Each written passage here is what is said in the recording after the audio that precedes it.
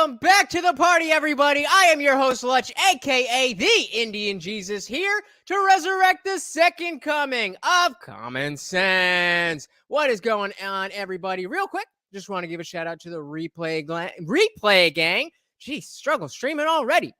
Thank you guys so much for showing up here, but it is not the same when you're not here live. Every Monday, Wednesday, Friday, 8 p.m. Eastern, you know what it is. Be here, and sometimes whenever I feel like it, so hit that subscribe button, ring the bell, and let's party.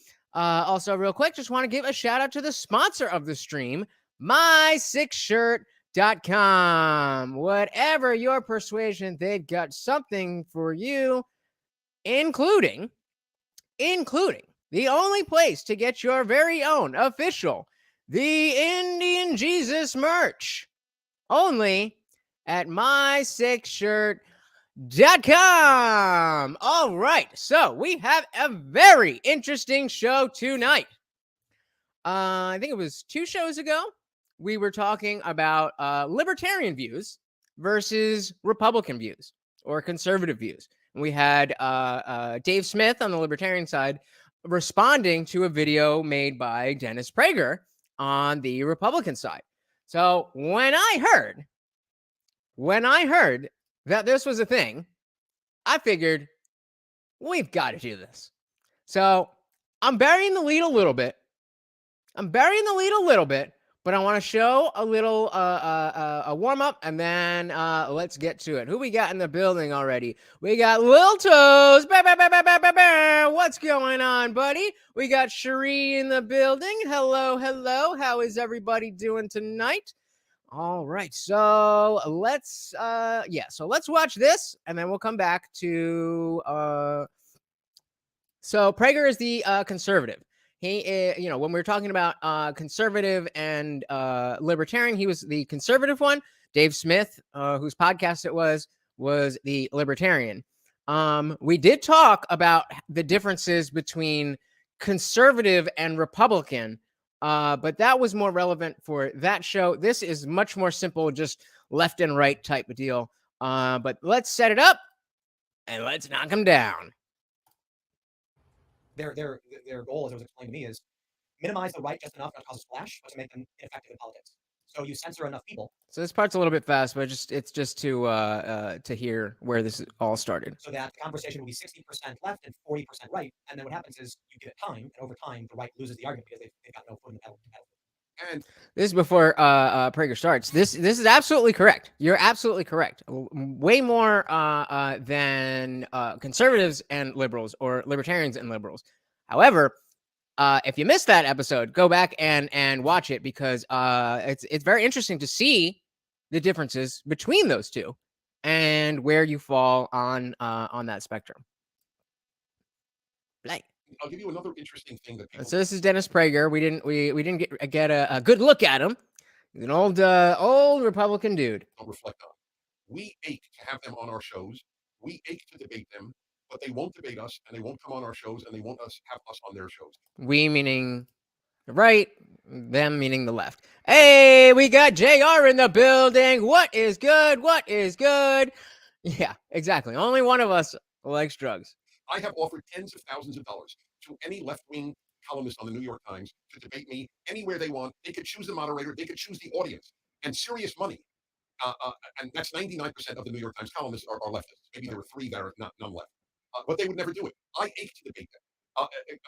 I would raise $100,000 probably. I could probably raise that to have Ta-Nehisi Coates or Ibram X. Kendi debate Larry Elder. Okay, it would end the career of Ta-Nehisi Coates or Ibram X. Kendi. They would be regarded as the moral and... If you didn't hear what Tim said, or let me put it this way, if you heard what Tim said, you know where this is going, somewhat, but... Intellectual frauds that they are. Larry would wipe the floor with them. I could give you 5 black intellectuals who would wipe the floor with them. That's the key to their success, is not enabling us to have an audience. But you see, it seems that... So we, he just said tens of thousands of dollars. He will debate anyone, anywhere, any platform, anything like that. So, of course, somebody finally took him up on that offer, and it was none other than our good old friends at at the Young Turks.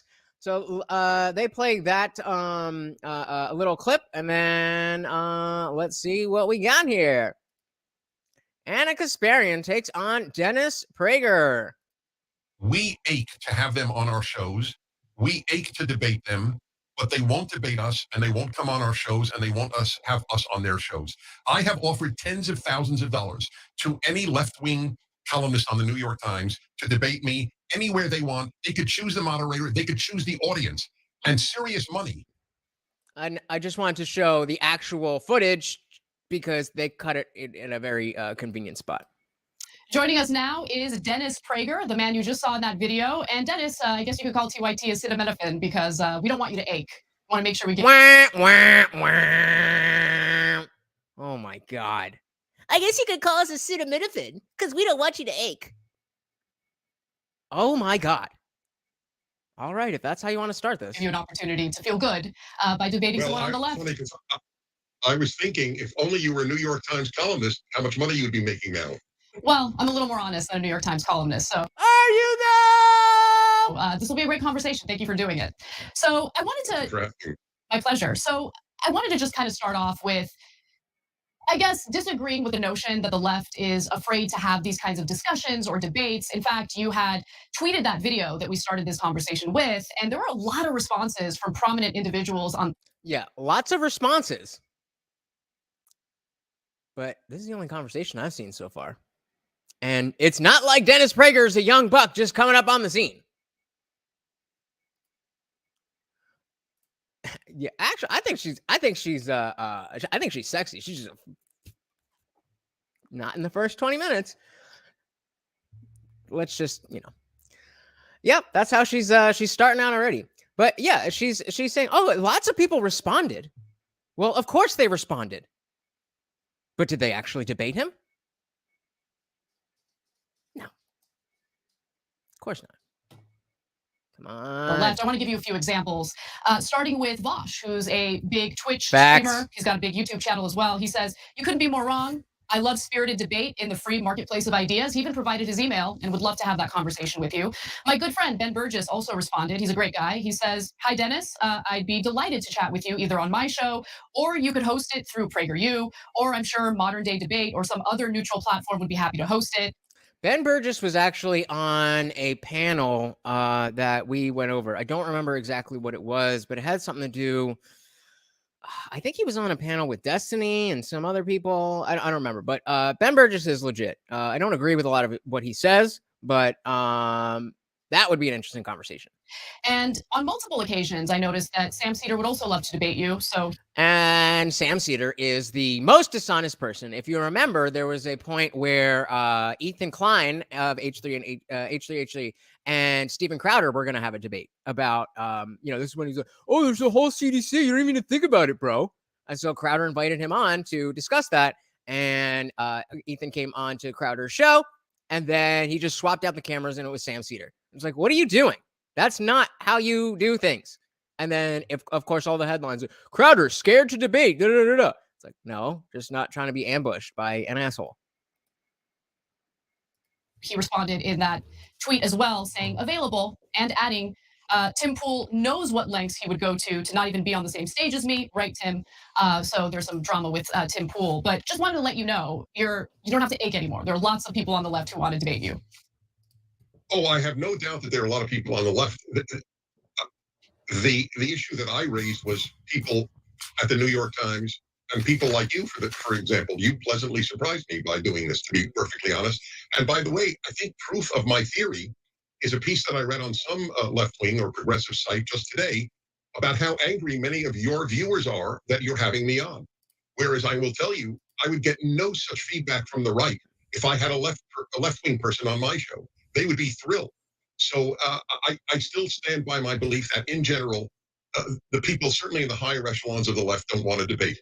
But it's probably not worth debating whether there would be such a debate. I presume we're having one now, yes. I'm glad we are. Well, look, the left isn't a monolith. There's a lot of disagreement on the left.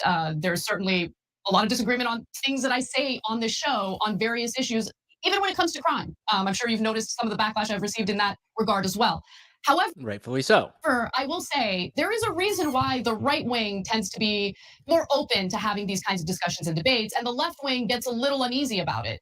Yes, because people on the right wing, or just people not on the left wing, have ideas and ideals and values and reasons for things that they say, as opposed to the left, where all you get are platitudes and rhetoric and propaganda. But I'm guessing that's not what she's going to say. And it's because there has been this prevalence of prominent figures who identify as the left, right, or on the left, who then later start to, cozy up to right-wing figures, and then it turns out that they completely move to the right wing because they're essentially paid to do it.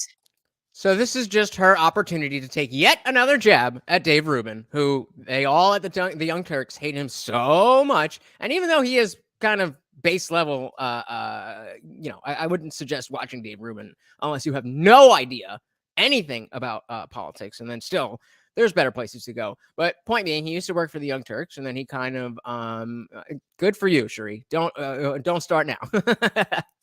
And that's exactly who she's talking about. Now, there's a difference between somebody grifting and saying, "Oh, I used to be on this team, but now fuck that team. I'm on this team." There's definitely people that are out there that are like that. But there's also a lot of people like myself who used to watch the Young Turks, who used to actually take them somewhat seriously, partly because I didn't know any better, but that's another discussion.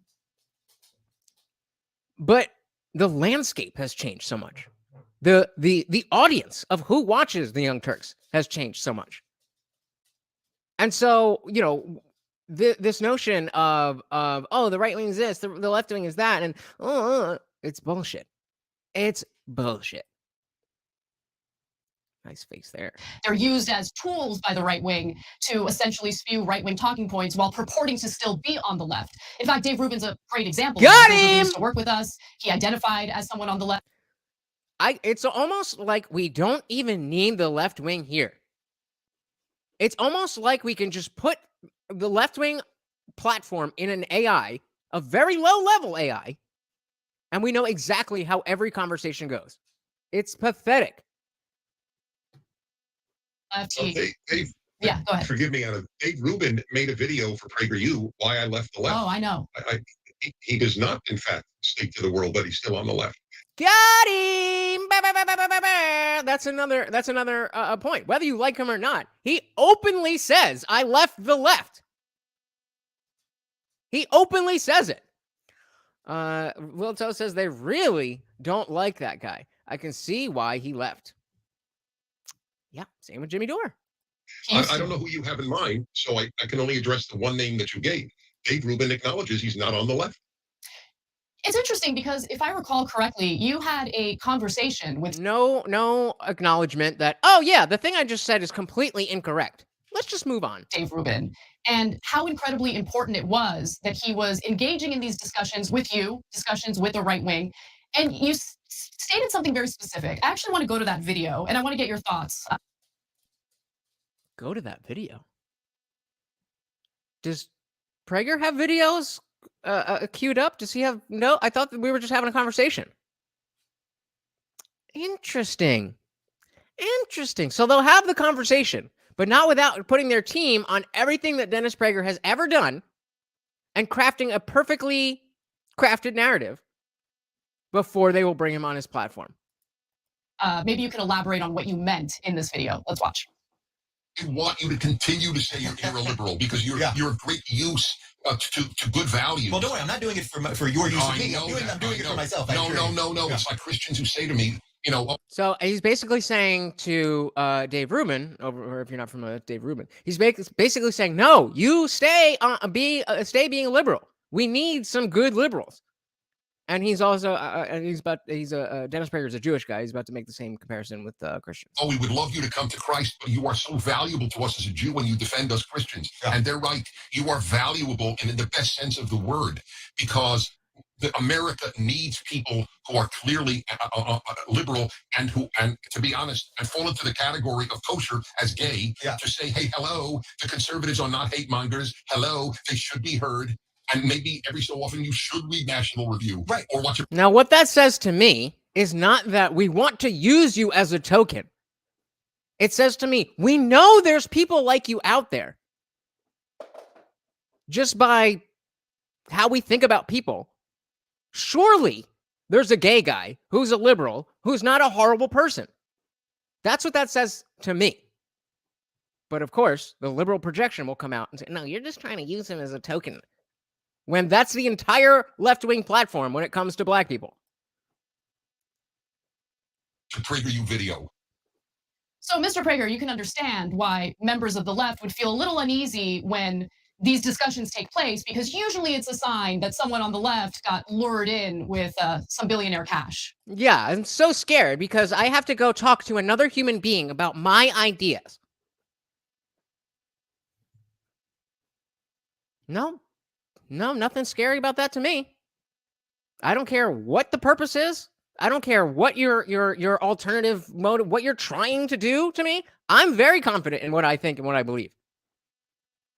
And so I'm not saying I'm right about everything, but I'm certainly not afraid of a conversation because I think that you have something going on. The fact is, I know what my ideas are. So it doesn't matter what your ideas are. Either mine are better, and I'll be able to prove that, or yours are better, and you'll be able to change my mind. That's a conversation. Hey, we got Douglas in the building. Welcome, brother. Glad to see ya. How are you doing? We were just talking with Dennis Prager and Dave Smith a couple days ago. Now we're flipping around, and we got Dennis Prager and Anna Kasparian of the Young Turks. Like Dave Rubin did. Oh, okay. Well, that's an unfair statement. I don't accuse people on the left of having their positions because of money, and I don't think you should do that with regard to conservatives. Alan Dershowitz is not a right-winger, but Alan Dershowitz said to me, this Harvard professor is very well known, he's lost all his friends because he defended Donald Trump in court. He didn't even vote for Donald Trump. Just merely defending his right to have a defense was enough for him to lose his friends.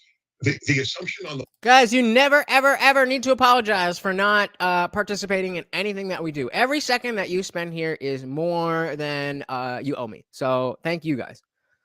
The left is that if you're a conservative, you're a despicable human being. And this is a perfect example. The only reason Dave Rubin would have done it was for money. I don't know anybody on my side of the spectrum who holds their positions because of money. There's a hell of a lot more money on the left anyway. Really? If you want to How is PragerU funded? How is BLM funded? How is TYT funded? How is every fucking corporation turned into a fucking rainbow for an entire month every year? Of course there's more money on the left. Come on. Look at that smug look. Really? How much is your little tiny online thing worth? And it's not time. I don't say that to knock him, but I'm saying that it's not like PragerU is shaping the larger political landscape. I mean, come on now, reaching. PragerU the Washington Post by people on the internet and by wealthy donors. But PragerU is pittance compared to the money that is available. Exactly. BLM. How much money was given to Black Lives Matter by the Ford Not by Foundation? billionaire donors. They certainly received. Are you sure? Quite a bit of money from individuals who wanted to donate to that cause. But if you think there's a lot of money on the left, I mean, you would be mistaken. But I do want to move off this because there are actual topics. Oh, okay. I was gonna say, you brought it up, and then as soon as he's backing you into corner, well, let's move on to actual topics. Like, hold on. But I can hear him like, hold on, you brought it up, bitch. Now you gotta stick with it. Issues that are worth discussing. The richest zip codes vote Democrat. Mm-hmm. The wealth today in America is disproportionately on behalf of Democrats and the left wing. It's either a fact or not. Anybody could look it up. There's a difference between voters in wealthy parts of the country and who ends up serving as donors, both for politicians, corporate politicians, of course, and for right-wing media. If you think left-wing media has major billionaire donors, again, you'd sadly be mistaken. But the information regarding PragerU, which, by the way, you're listed as an organization that's tax exempt, correct? And you're not supposed to be talking about political issues. But last time I checked, PragerU talks about a lot of political issues. I don't remember the exact reason that's bullshit, because I heard about this debate from actual Justice Warrior, but there is a reason. We could definitely look it up afterwards. I can't remember what it is, but that's a bullshit line Anna just gave. Well, then you haven't checked in a long time. For example, we never did a single video on Donald Trump, and that's not exactly political. We just did we put out a video a week. So we have 500 videos out about, and oh, that's what it was. Basically, that they never once did a Donald Trump video, and that they put out educational stuff. So sometimes there's political stuff in there, and they're very open about the fact that they're a conservative organization, but that's not the same thing as propaganda or campaigning. But don't let obviously Anna's not going to know the difference. Come on. And we just put out one on Millard Fillmore. If you consider that political, Riveting. Most people never heard of it. Did you hear that? What a fucking bitch. Riveting. Listen to this. We just put out one on Millard Fillmore. If you consider that political, Riveting. Most people never Riveting. Oh my God. Riveting. What an ugly heard of it. person. We're doing every single president. Many of our videos, probably at least half, are purely educational. So to tell you about every president, for example, Democrat or Republican, by some noted historian, it's a caricature of PragerU. For you to say that we are largely political. PragerU describes itself as conservative. Right. As I explained before, they're very clear about the fact that they are conservative.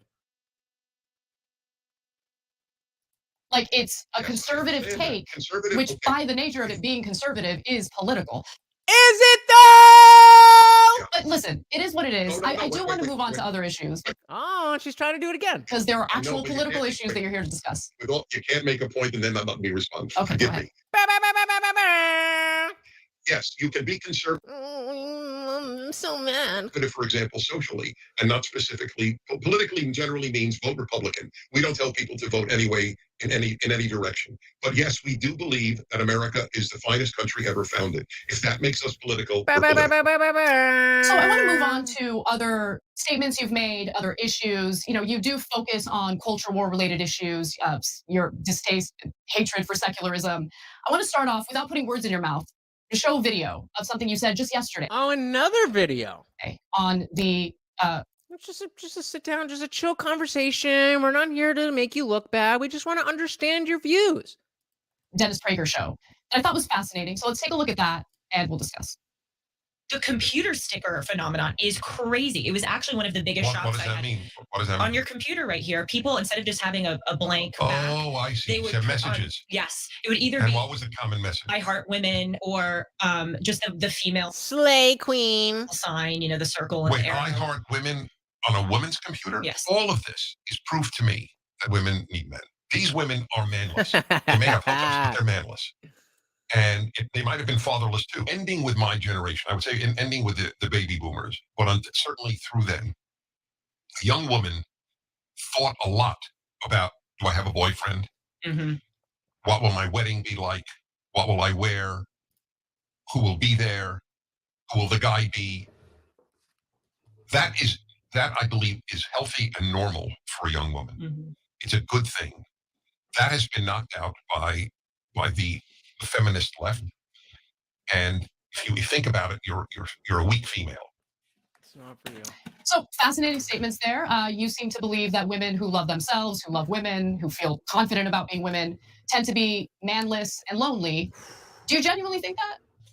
Do you think I'm manless and lonely? I think women rock. I said that in general, I thought she was married. women need men, and I've said 1,000 times that in general, men need women. The fact that that's controversial is a statement about what's happened to our culture. But Boom. you got triggered by a Sorry, I keep jumping in and out. I am not feeling hot right now. Just ride with it. story about women who have laptop stickers that just say positive things about women. Your mind immediately went to, they might have daddy issues and they're lonely, they need men. I want to understand your thinking. Like, what? How do you get to that conclusion? It's if you had a heterosexual man, 97% of men are heterosexual, with a sticker "I love men," you would wonder why. Why don't men have stickers "I love men"? But you think it's perfectly normal and a non-issue that women would have stickers "I love women." what is the point of saying that? It is worthy of a question. What? And I don't think that 50 years ago this would have been, obviously there were no laptops then, but I don't think it would have been a common sentiment. I don't understand why women would need to announce I love women if they're not a gay woman. You tell me. I'm curious. What does that signify? Well, I mean, listen, as an individual who values free speech and freedom of expression, I think that women and men can have whatever laptop stickers they want. And the reason why there is a difference between men and women in regard to those That was not the question. laptop stickers is because, I mean, when you really think about it, women didn't have the right to vote for a very long time. Women didn't even have the ability to apply for a credit card until the 1970s. There have been equality issues when it comes to men and women. Now, we're getting a lot better, that's for sure. But first of all, I don't agree that women have laptop stickers that just simply say, I love women. It's probably some sort of empowering statement for women. But that doesn't translate to, oh, I'm a lonely, manless person. And I should go back to the good old days when women sat around thinking about whether or not they're going to find a husband and get married. You seem to push your values and your views on relationships onto other people. And what I'm trying to get you to understand is rather than making generalizations about what's best for women, maybe allow people to live their lives as they see fit, have a belief system. Says the fucking, oh my God, says the same people who wanted to lock down the entire country for 2 years for no problem. Hey, we got Dividing Rod in the building. What is going on? Said she's a blood now. Talk about cultural appropriation. Got him. Bah, bah, bah, bah, bah. Yeah, that's a white people's haircut. You're not allowed. Yeah, right. As they see fit. I'm almost Why good do you here, feel guys. the need to force your beliefs onto other people? Go ahead. Well, first of all, okay, I don't understand the word force. I mean, The fact that you think that if I offer my opinion, I'm forcing people to adopt it is a bit odd. you don't believe that America should be secular. So what does that mean? Wait. Let me finish that point. Sure, go ahead. I believe that I have the right, as you do, to offer people thoughts on what might be a better and happier life for them. I've written a book on happiness, which has touched a lot of lives if one wants to read reviews on Amazon. I believe, again, that in general, of course, every generalization has exceptions. Most women will have a better and happier life with a good man, and most men will have a happier and better life with a good woman. I don't know why that is controversial to state. All I know is that having adopted the view that career is more important than marriage has led to more depressed women than anything that preceded it. There are more young women today depressed than at any time in American history. This is in the New York Times. This is not from a right-wing source. That's not some red pill talking point. That is absolutely that's absolutely the truth. I think feminism has made women more miserable than happy. So I'm going to address that in just a second, but I want to address what you said prior to that very quickly. So listen, I don't think Anna knows how to come into an interview in good faith. I'm kind of being facetious, but I'm kind of not. I don't honestly know if she has the skill to be able to say, okay, I know I'm probably disagree with this person, but I legitimately want to have a conversation with them. I don't think she can do that. I think she's so smug. I think she thinks she knows so much about everything and that she's right about everything that if somebody's coming on to debate her, then they must be this evil right-winger and they don't deserve to live. So, of course, they don't get my respect. That's what I think she thinks at the beginning of every single time she talks to anybody who is not on her side. I don't have a problem with someone saying women are likely to be happier in life if they find a partner to share their life with. I don't think that that's a controversial statement. What is controversial is you seeming to imply that feeling confident or supportive toward women and being happy, single or in a relationship, that it's mutually exclusive. Like you can't be supportive of women and have a happy life. Like the weird connection that you tried to make there makes no sense. More Do you know what this means? Do you know what this means? I am blown away right now. I am blown away that you would do this. So, Shree's asking, is he saying when women are depressed if they don't have a man? No, he's just saying the promotion of following a career over having a family, which for a woman needs a man. And of course, we're just talking about the fucking. Of course, if you're talking about Christian religion or religious right wing people, obviously there's other ways to have families. That's not the point I'm making. Or the point that he's making is that feminist ideals, since feminist ideals have become more prominent, the self-reported numbers of middle-aged women have gone down. No Freedoms is on point. What is going on? Welcome to the party. Yeah, that's unequivocally the truth. That's just the happiness levels of women reporting in the 1970s is higher than it is now. That's just the way it is. And women are more free, have more rights. There's more media, more representation. Go down the list. There's more women in college than men. All of that. And so the notion of this hyper love for women in society is not good. It's not good. And so getting back to this, I'm so I don't even know what to say. So let's back up a couple seconds, see what she says, and then so she's saying this whole thing. Now, I may or may not have just thrown up on air, but you guys will never ever know. Come on. Be single or in a relationship. So listen to the point that she's making. It's mutually exclusive. Like, you can't be supportive of women and have a happy life. Like, the weird connection that you tried to make there makes no sense. Well, and then you saw the flash, which I just happened to pause on before. The flash means that they cut the interview. So not only is he there and she's got videos ready to go, she's got notes, he's just sitting there chilling. But they had to cut out something that he said because it didn't help them. All of that. And you still can't just have a fucking conversation. What was the final thing that you said? I was speaking about the depression among Yes. women in today's time. That's a great point. And you know what? That's So yeah, what was the last thing that you said? Yeah, you don't remember because it was so long ago. Because he probably just fucking laid the smackdown and brought up 5 or 6 different things connected to that. But you don't want people talking about that. You don't want people hearing that. So you gotta cut it out. And oh, what was it that we were talking about just 1 second ago? Divining Rod said, somehow we need to unite the lactose intolerant peanut allergy SPF 57 crowd with the F250 gun rack flag waving, chaw chewing crowd. I am with you. How do we do that? Right here on this channel. Douglas says, I actually didn't hear Dennis say he didn't support women.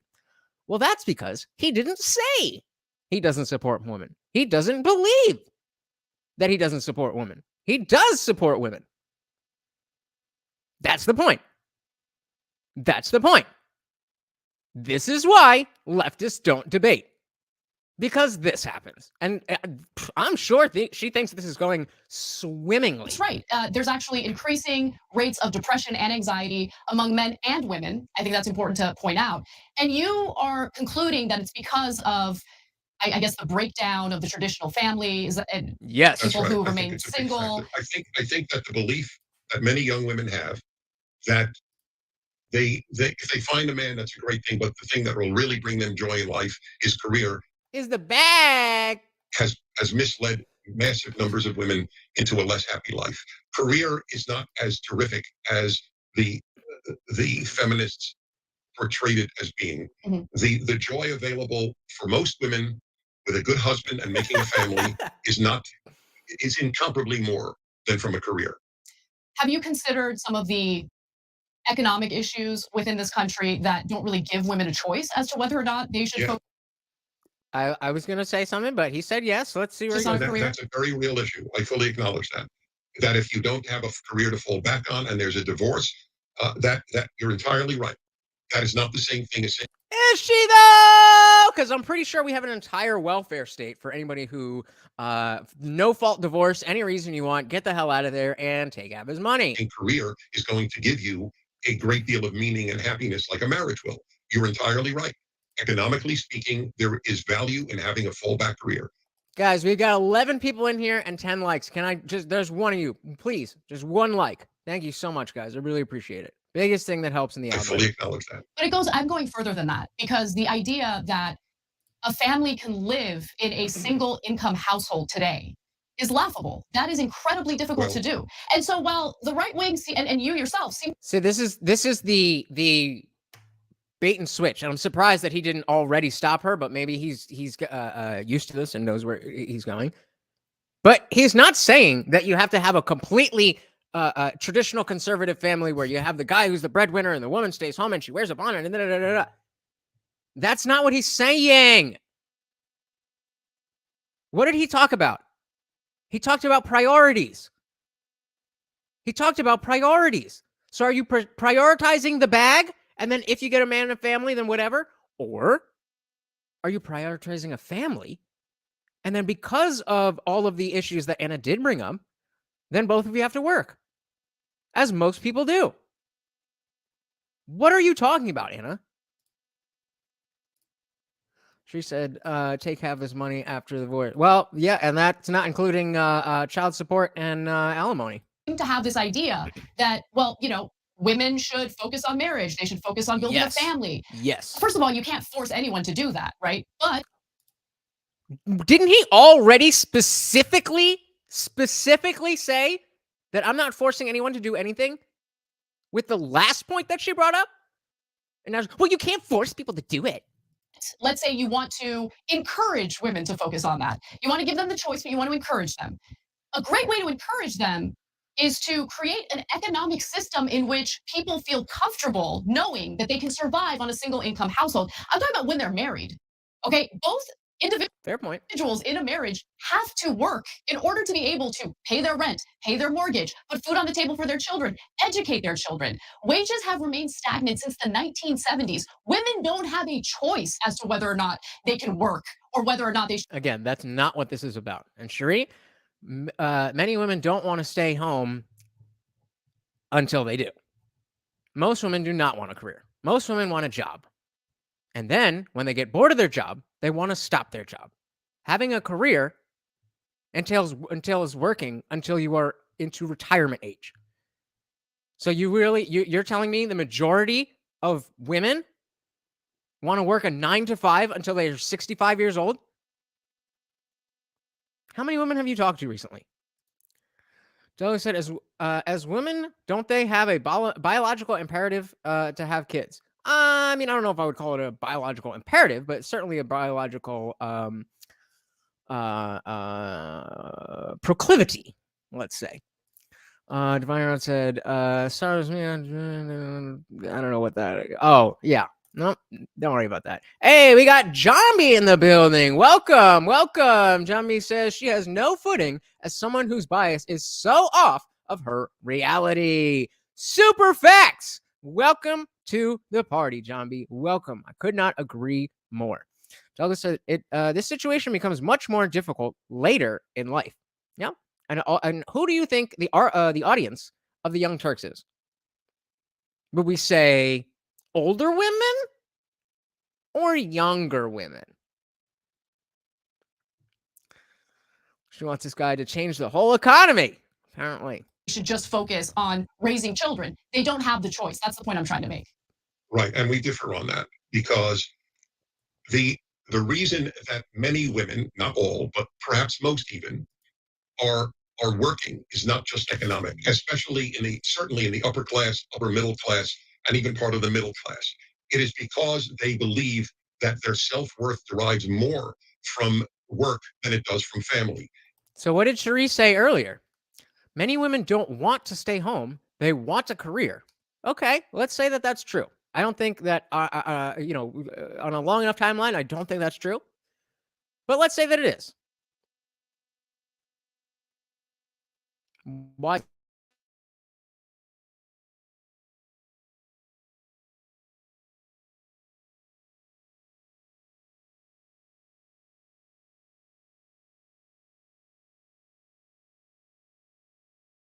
Guys, hold on. Are we back? Are we good? Can you hear me? I don't know. I don't know if you heard that.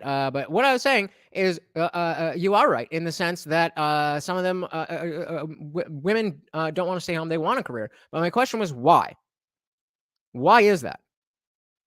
And it's because, as Dennis is saying, that is where they get their identity from. That's where they get their self-worth from, instead of the family. Pretty simple.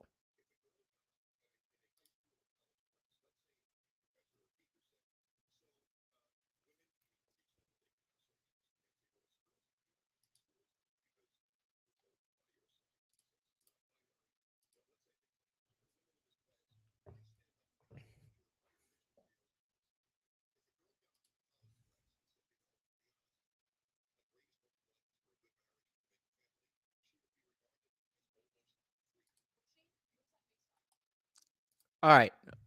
Do you agree or disagree with that? Do you think that in 2022, a college oh, come on. All right, so we'll bring that back. Give me 1 second. So I want to see if you guys agree or disagree with this. I know you could read it, but we're going to back it up anyway.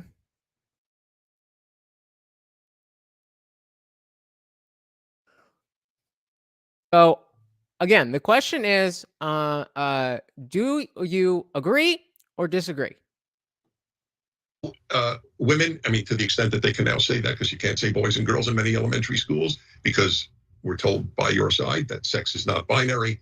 But let's say they say facts, John B. Facts. Say we'd like the women in this class. Please sound good. Please stand up and tell us what your vision for your life is. If a girl got up in a college class and said, to be honest, my greatest hope in life is for a good marriage and to make a family, she would be regarded as almost a freak. Would she? I mean, what is that? I want to know what you guys think. Because freak might be a strong word, but definitely from the other women in that class, absolutely, she would get, you're such a pick-me. I don't even really know entirely if I'm using that correctly, but the pick-me girl is, I guess, any girl who says things that guys don't hate. But do we really think that that would just be like, oh, that's wonderful? Or is it more likely that on a college campus, the notion of, no, you have to find a career and define yourself by what you do in this world, and meaning your work, not do as in raise a family, because as Jamie said, women somehow view childbearing as a chore instead of the greatest possible thing any human being can do.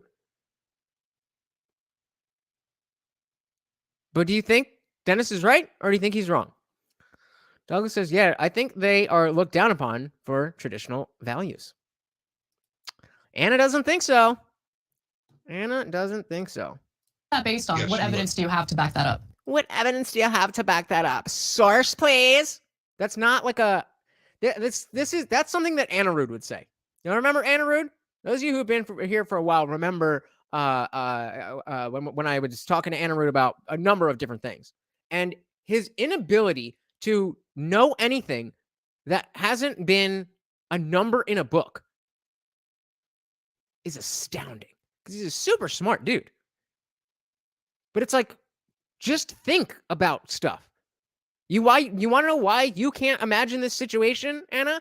Because you live in a fancy high-rise apartment, and then you go to your corporate job, you spew left-wing establishment bullshit, and then you go back. You don't live like the rest of us.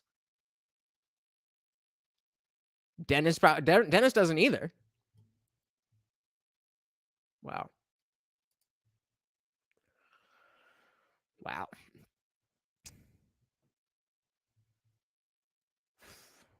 All right. I live in the real world. So do I. There is, okay. Do you know? And you believe that if a girl got up and said that, she would be regarded with the same respect as the girl who said, I'd like to be a physicist? I believe that most normal people are too busy thinking about how they need to survive and are less concerned about the aspirations of individuals in their classroom. And oh my God, this is like when Andrew Tate was trying to use the analogy way back. I think for the first time we talked about Andrew Tate, and he was with that XQC dude, and he was talking about women, and he was making the analogy of a child, and he's like, it's just an analogy. Don't get caught. Or no. He was making the analogy of cars. He's like, if you leave your car parked in a bad neighborhood, are you going to lock the doors? Does that mean you don't trust the car's locking system? You're just not going to park it there. He's like, whoa, so you think women are cars? It's like, no, dude, it's an analogy. And clearly, Anna has missed the analogy here, because now she's talking about what individuals are doing in classrooms. Right over your head. Facts, John B. This is Peterson and Kathy Newman all over again. So what you're saying is... And so if you have data backing up that women who want to be homemakers are persecuted in this country, I'd love to see that data. And I wouldn't agree with that persecution. Persecuted. You seem to imply that they're being...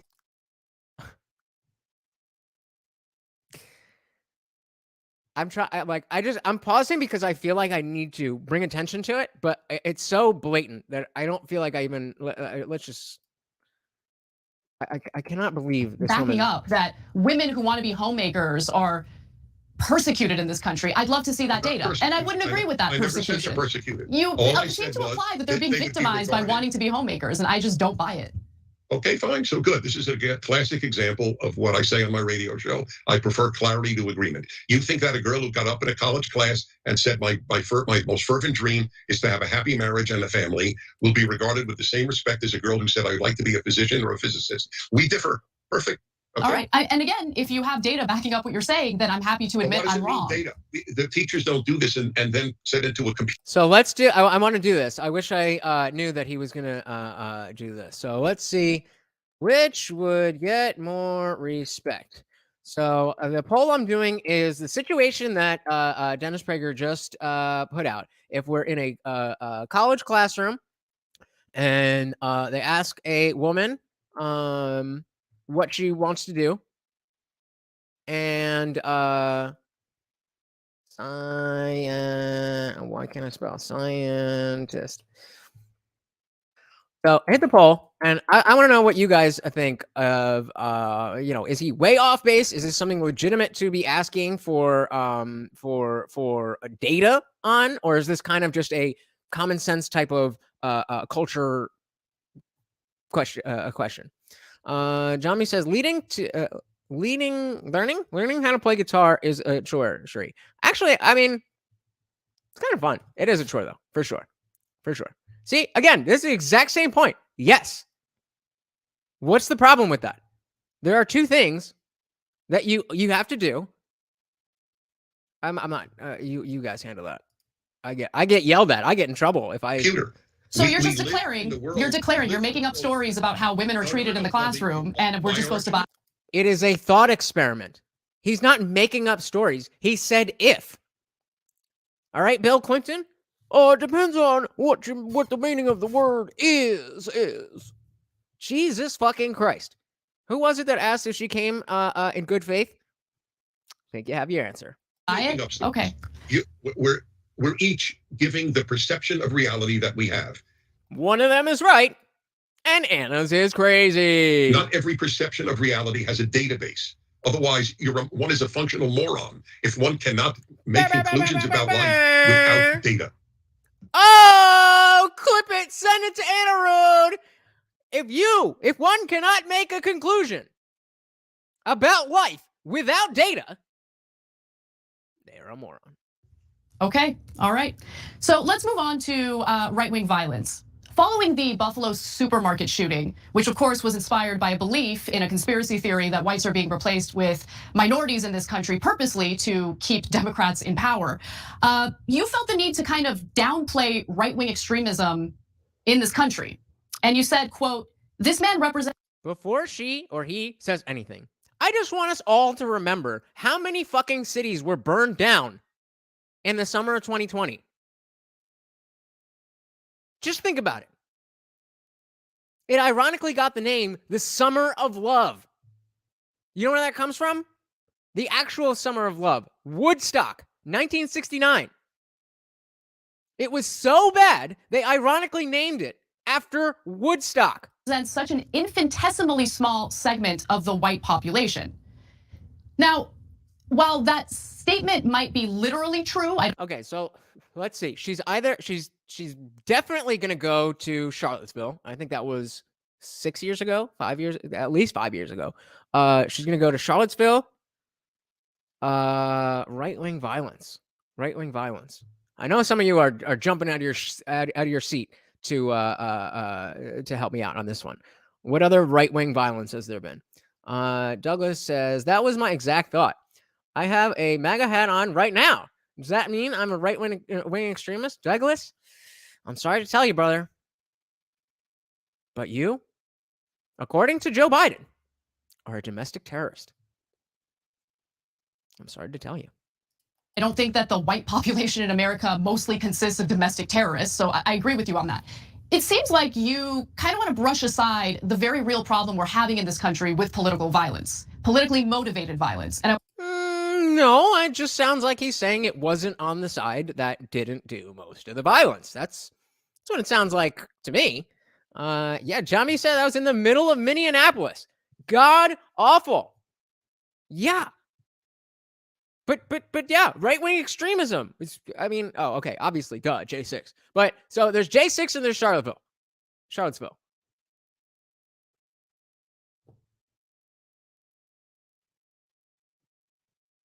Doesn't seem, I'm not saying those are good things. But I don't think you want to have that dick measuring contest, Anna. Hey, we got Matthias? Sorry, I'm terrible with names. I'm going to call you Matthias until I get corrected. Says, Anna is one dumb lefty. But not going to lie, she can get the point. Nothing but the balls hanging out, especially with the blonde hair. Welcome, brother. Welcome. I 100% agree. I want to give you a few other examples. For instance, the Southern Poverty Law Center did a poll and found that 7 out of 10 Republican voters believe in that white replacement conspiracy theory. Are you concerned about that at all? Right now, we have had, I believe, 2 million illegal immigrants, and the Democratic president of the United States has opened our border. There was attempt to close the border to illegal immigration. So I will ask you, and I mean this not even as a challenge, I'm curious, why do you think people on the left want millions of people to come in legally or illegally? Votes. Well, let's first discuss the inaccuracies in your statement. Number one, there are legal means to immigrate into the United States. So he just said that. Anna, you've got to listen. This is your show. You've already got the notes, and I know you got a whole docket and probably a script that you're reading. But he just said that. He just said legal and illegal, saying that those are two different things. Unfortunately, we do have to listen to it. But if you, I will not be mad if you just put it on mute and watch them lips do what that mouth do. You know what I mean?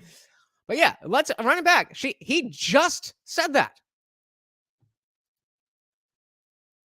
Why do you think people on the left want millions of people to come in legally or illegally? Can you see it on the screen? The question is, why do you think the left wants that? And this is her answer. Well, let's first discuss the inaccuracies in your statement. Number one, there are legal means to immigrate into the United States. So for instance, the asylum seekers who are being used as political pawns by people like Texas Governor Greg Abbott. I'm not done. Hey, we got People's 26 in the building. Welcome. So yeah, also January 6th. Obviously missed that one. But those are, yeah, we had Charlottesville in 2017. And, aside, obviously most of the people from J6 were not rioters, but there absolutely were violent rioters there. And those people should be prosecuted. But what other right-wing violence is a sweeping problem? I'm not asking where else has it happened. I'm asking where else is it a problem in the way that left-wing violence is a problem? That's the question that I'm asking. That's the question that Dennis is asking. Or Florida's Governor Ron DeSantis, they came into this country seeking asylum, meaning they are here legally and they are awaiting a federal judge, an immigration judge, to make a decision about their asylum status. This is another example of just saying things. She's just saying things. She's probably, I bet you this is what she's doing. I bet you she's like, oh, fuck, he just made a good point. Okay, let me just vamp. Let me just vamp a little bit. Let me just spew out some bullshit and buy myself time to think of something to say, or at least a way to derail the conversation into an area where I can, steer this into something that I can handle, which there's not much of. So the idea that the border is open and people are just pouring in illegally is inaccurate. No, it is accurate. No, it's inaccurate. Good. So this is a perfect example of where we differ, and there's no reconciling. Either you're right or I'm right. Either millions are coming in illegally, but whom you are calling legal because they're all seeking asylum. Do I hear you correctly? We have a system. I really don't want to go down this road again. But of course, we know the loophole with if you just show up here and you're not seeking asylum, or excuse me, you're not a asylum seeker as defined by whatever the immigration people. I don't fucking know. You can just say that you are, and that gives you oftentimes you'll be released into the country before you get put in front of a judge, and most people don't ever do that. So even though there is a legal route, that doesn't mean people are not abusing that legality. Yup. System in place for asylum seekers. So are you saying that we should do away with that system? And if you are saying that, then it would require members of Congress to pass legislation that reforms our immigration system. So the question was, why do you think the left wants more people here, whether legally or illegally? Did you hear an answer from Anna on that question? Because I didn't. But I mean, I think you'll agree with the statement. Members of Congress have no interest in passing any legislation or engaging in any immigration reform. We have companies and businesses that are exploiting undocumented immigrants for cheap labor, and they have no recourse. That exists. But they love the theater. Members of Congress love the theater. For the record, I spit on corporations. They are woke and they are abusive of labor at the same time. So you're not going to get any defense from me or any conservative of big corporations. I can't stand them. The fact that Disney will not even allow people at their amusement parks to say boys and girls anymore gives you an idea of how sick they have become in the wokeness of this non-binary evil. And that I do believe is evil. To tell little children you don't know if you're a boy or a girl until you decide. Do you think that's healthy? Of course I do. The babies should not be misgendered. How dare you? I'll let you guys handle that on your own. I think it's unhealthy to spend the amount of time you spend in judging decisions that parents make about their own children. I think it's none of your business. I don't think it's anyone's business. And schools are not. It's not your business what happens to the children of the nation, okay? It's not like they're going to be grown-ups one day and run the country, okay? They're just little pawns for my agenda. Jesus, Dennis. Doing anything close to what the right wing is describing. I mean, it is amazing because you talk about Alan Dershowitz, who had written a column in the New York Times about how it should be okay to have sex with underage girls, okay? You don't call him a groomer, but you'll call our educators who have done nothing wrong, just want to create an environment that's welcoming to all students. You'll call them groomers, you'll defame them as some sort of sexual predators, and it's unacceptable. Just being clear about that. I never called them groomers. You have the wrong guy. But a teacher that has the kids in kindergarten attend a drag queen story hour to see a guy in a dress dancing erotically in front of them, those teachers are what we would have called 10 years ago sick. They are depriving children of sexual innocence, and if that's not a sin on the left needs to do a lot of introspection. Slow clap for Dennis Prager, because agree or disagree on many other issues, I think that children's sexual innocence is something worth preserving. And if you are not with me on that, then, I mean, I don't know. I don't know where we can possibly have common ground. I feel like that is the most basic value that anybody could have. That a child should have sexual innocence.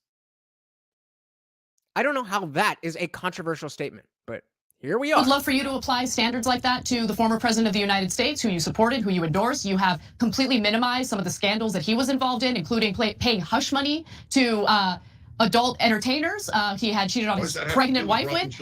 Exactly. What does that have to do with? Can I say that? Yeah. What does that have to do with children?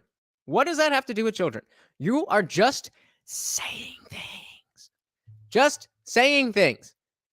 It's ridiculous that you can just go on and say bullshit, not answer the question, and then act like you are the one with the moral high ground.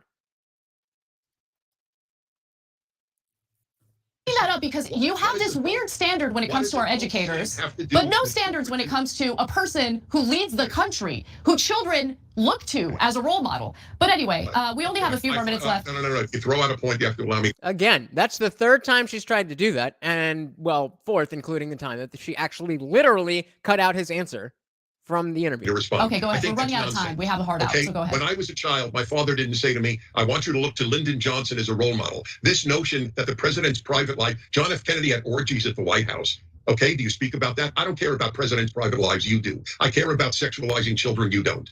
Boom! Oh! I care about, I assume he means not sexualizing children. And you, Anna, do not.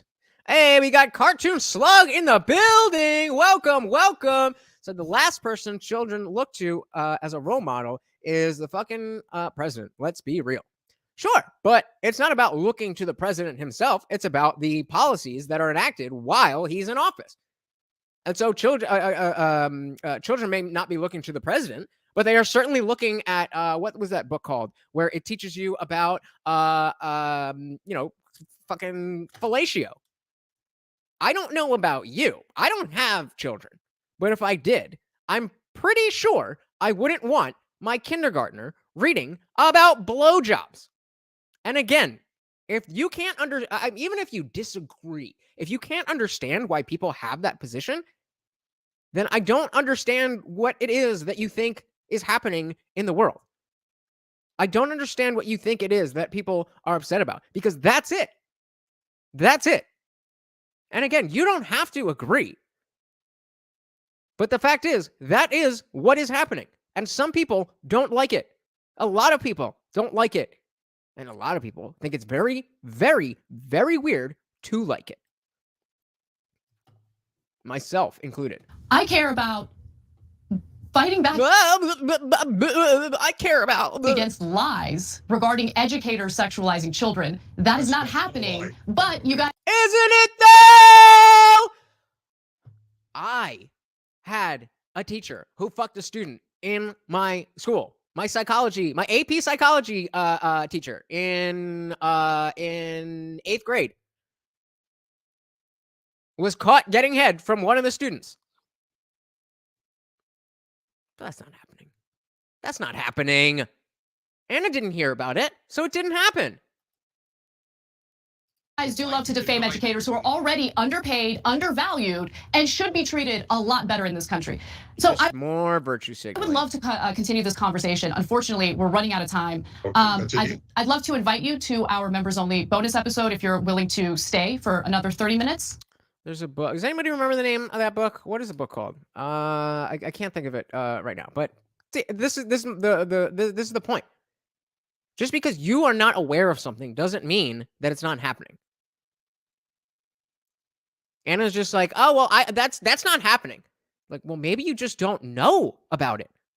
Maybe it's convenient for you to pretend you don't know about it, or just for you to not look that way. We've seen that moderate and right-leaning individuals tend to understand the left far more than the left understands moderates or the right. It's because I'm not arguing with you. I'm not arguing with this. That is not what this forum is. I thought you were leaving. Why are you here? I thought you didn't like me. Go away. If all you're going to do is argue and fucking... oh, my God. Anyway, Johnny says gay was like a mythical creature when I was in elementary school. Sex and all that should be up to the parents. Exactly. I don't know if you're open to that. Yeah, I am. Fantastic. Okay, great. Thanks for watching The Young Turks. Really. Oh, but we're not done. We're not done because our boy Jank here had to jump in on the fun.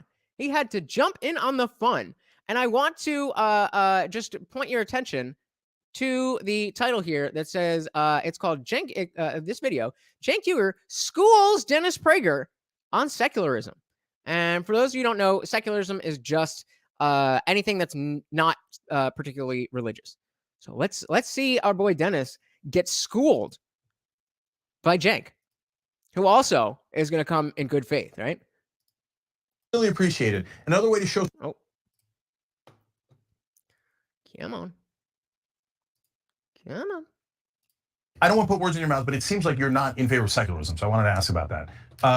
So I never understand what you folks mean when you say we shouldn't be a secular country. Do you think religion should rule us? What do you mean? I think that we should have a secular government and a religious population, just as the founders did. See how easy it is to answer questions when you know the answer to them, when you've thought about the answer, when you're actually talking about something that you've thought about before. It's not hard.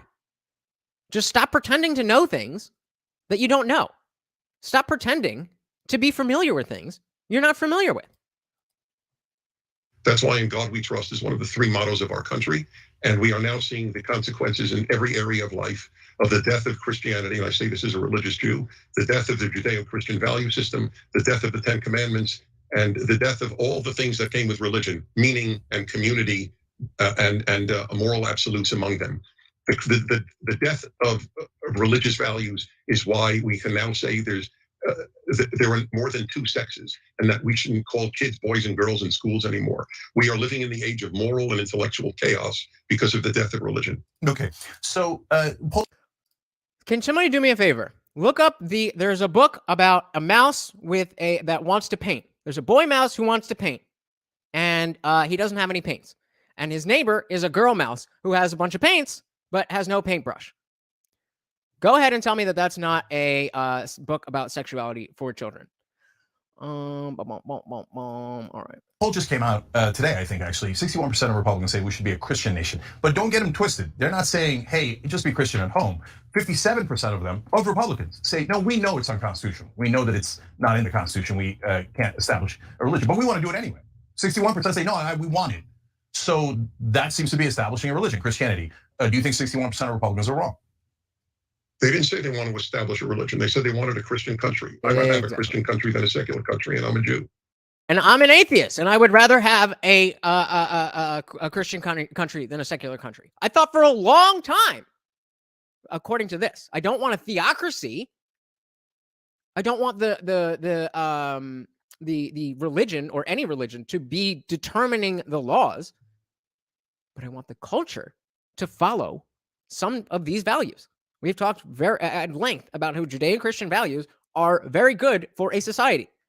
That doesn't mean that there's a man in the sky. That doesn't mean that we can't follow those values. Okay, so help me understand what a Christian country means. Doesn't that mean you establish a religion, Christianity? No, established. There was never an established religion in the country, and Christians are. It's called Just the Tip. That's the book. Go look up Just the Tip. Go look up Just the Tip, and tell me that is not that is something that is appropriate for children. In fact, why play? Oh, great. How the fuck do I get rid of this now?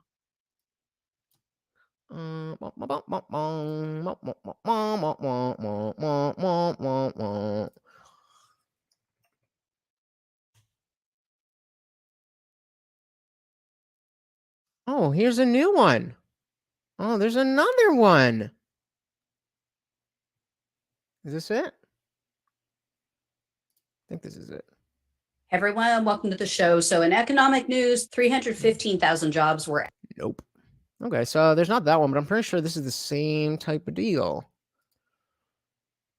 Reach Around Books presents Spank the Monkey Lends a Hand. Hey, we got MW in the building. What is good? What is good? Welcome, welcome, welcome.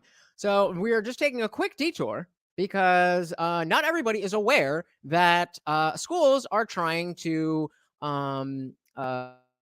induct sexuality into children, and it's called Just the Tip. It's called Just the Tip. We've got, I couldn't find a video of that one, but there's one here that says Spank the Monkey Lends a Hand. And then there's Brenda's Beaver Needs a Barber. And the next one is Put Tony's Nuts in Your Mouth. But yeah, no. This is all anecdotal information, right, Sheree? It's all anecdotal. I'm just making this up. It's anecdotal when it's something you didn't hear of and you don't like it. Therefore, it's not real. If you find yourself alone with much to think about, call Spank the Monkey. He'll come by and help you work things out. Just the other day, while walking on the farm, Spank the Monkey stopped to look in Farmer Johnson's barn. The air in there was warm. It smelled of salt and sweat and lotion. Way back in the corner was a constant steady motion. The farmer's arm was moving fast. His hands, they looked so worn. Spank the Monkey stepped right up and helped him shook his corn. Spank likes to visit Grandpa, who loves his magazines. He has the first one and the last, and all the in-betweens. Yo, look at this shit. He's got fucking Asian or Japanese. He's looking at hentai. He flips right through the articles until his fingers blister. What he really likes to do is look at all the pictures. When Grandpa gets excited and messes up an issue, Spank is there to save the day with a box of tissues. Vinny has a job making sauce for pizza pies. As he cooks, he likes to watch the waitress go by. Vinny grabs his hard salami. Hey, indie film in the building. Bow, bow, bow, bow, bow. What is good? We are talking about Dennis Prager and Anna Kasparian, but Dennis brought up the fact that he cares about not or preserving children's sexual innocence, and Anna does not. And I thought that was perfect. And then some people here did not understand what was meant by that. And so I was looking for Just the Tip, the book about a mouse trying to fuck his neighbor, a child's book, but Spank the Monkey Lends a Hand came up. And he hides it from the boss. Then he goes into the pantry to make some secret sauce. Vinny makes a lot of sauce. He whips it up by hand. Spank has seen the waitress. He can understand. Spank the Monkey takes his car to the quick lube service station. They let him fill his jar up there when he's out of lubrication. From underneath the car on jacks came some grunting and a moan. That dirty old mechanic Max was down there all alone. Max's hands were greasy, his eyes were squinted shut. Spank was there to lube his tool and help him bust that nut. You may have heard it said that Spank only helps the guys. Please don't cloud your head with all those silly lies. Spank the Monkey actually likes girls more than boys. Every girl that he knows has a nightstand full of toys. Sally plays the flute all day in the marching band. She knows that when the One time at band camp, day is done, Spank will lend a hand. When Sally goes to bed at night, her face is all aglow, 'cause Spank the Monkey's gonna have a finger puppet show. As the satin curtain my drops and God. shakes, I'm a lucky girl. Spank opens with her favorite scene, polishing the pearl. Sally Jesus dims the fucking lights and makes sure Christ. the door is locked.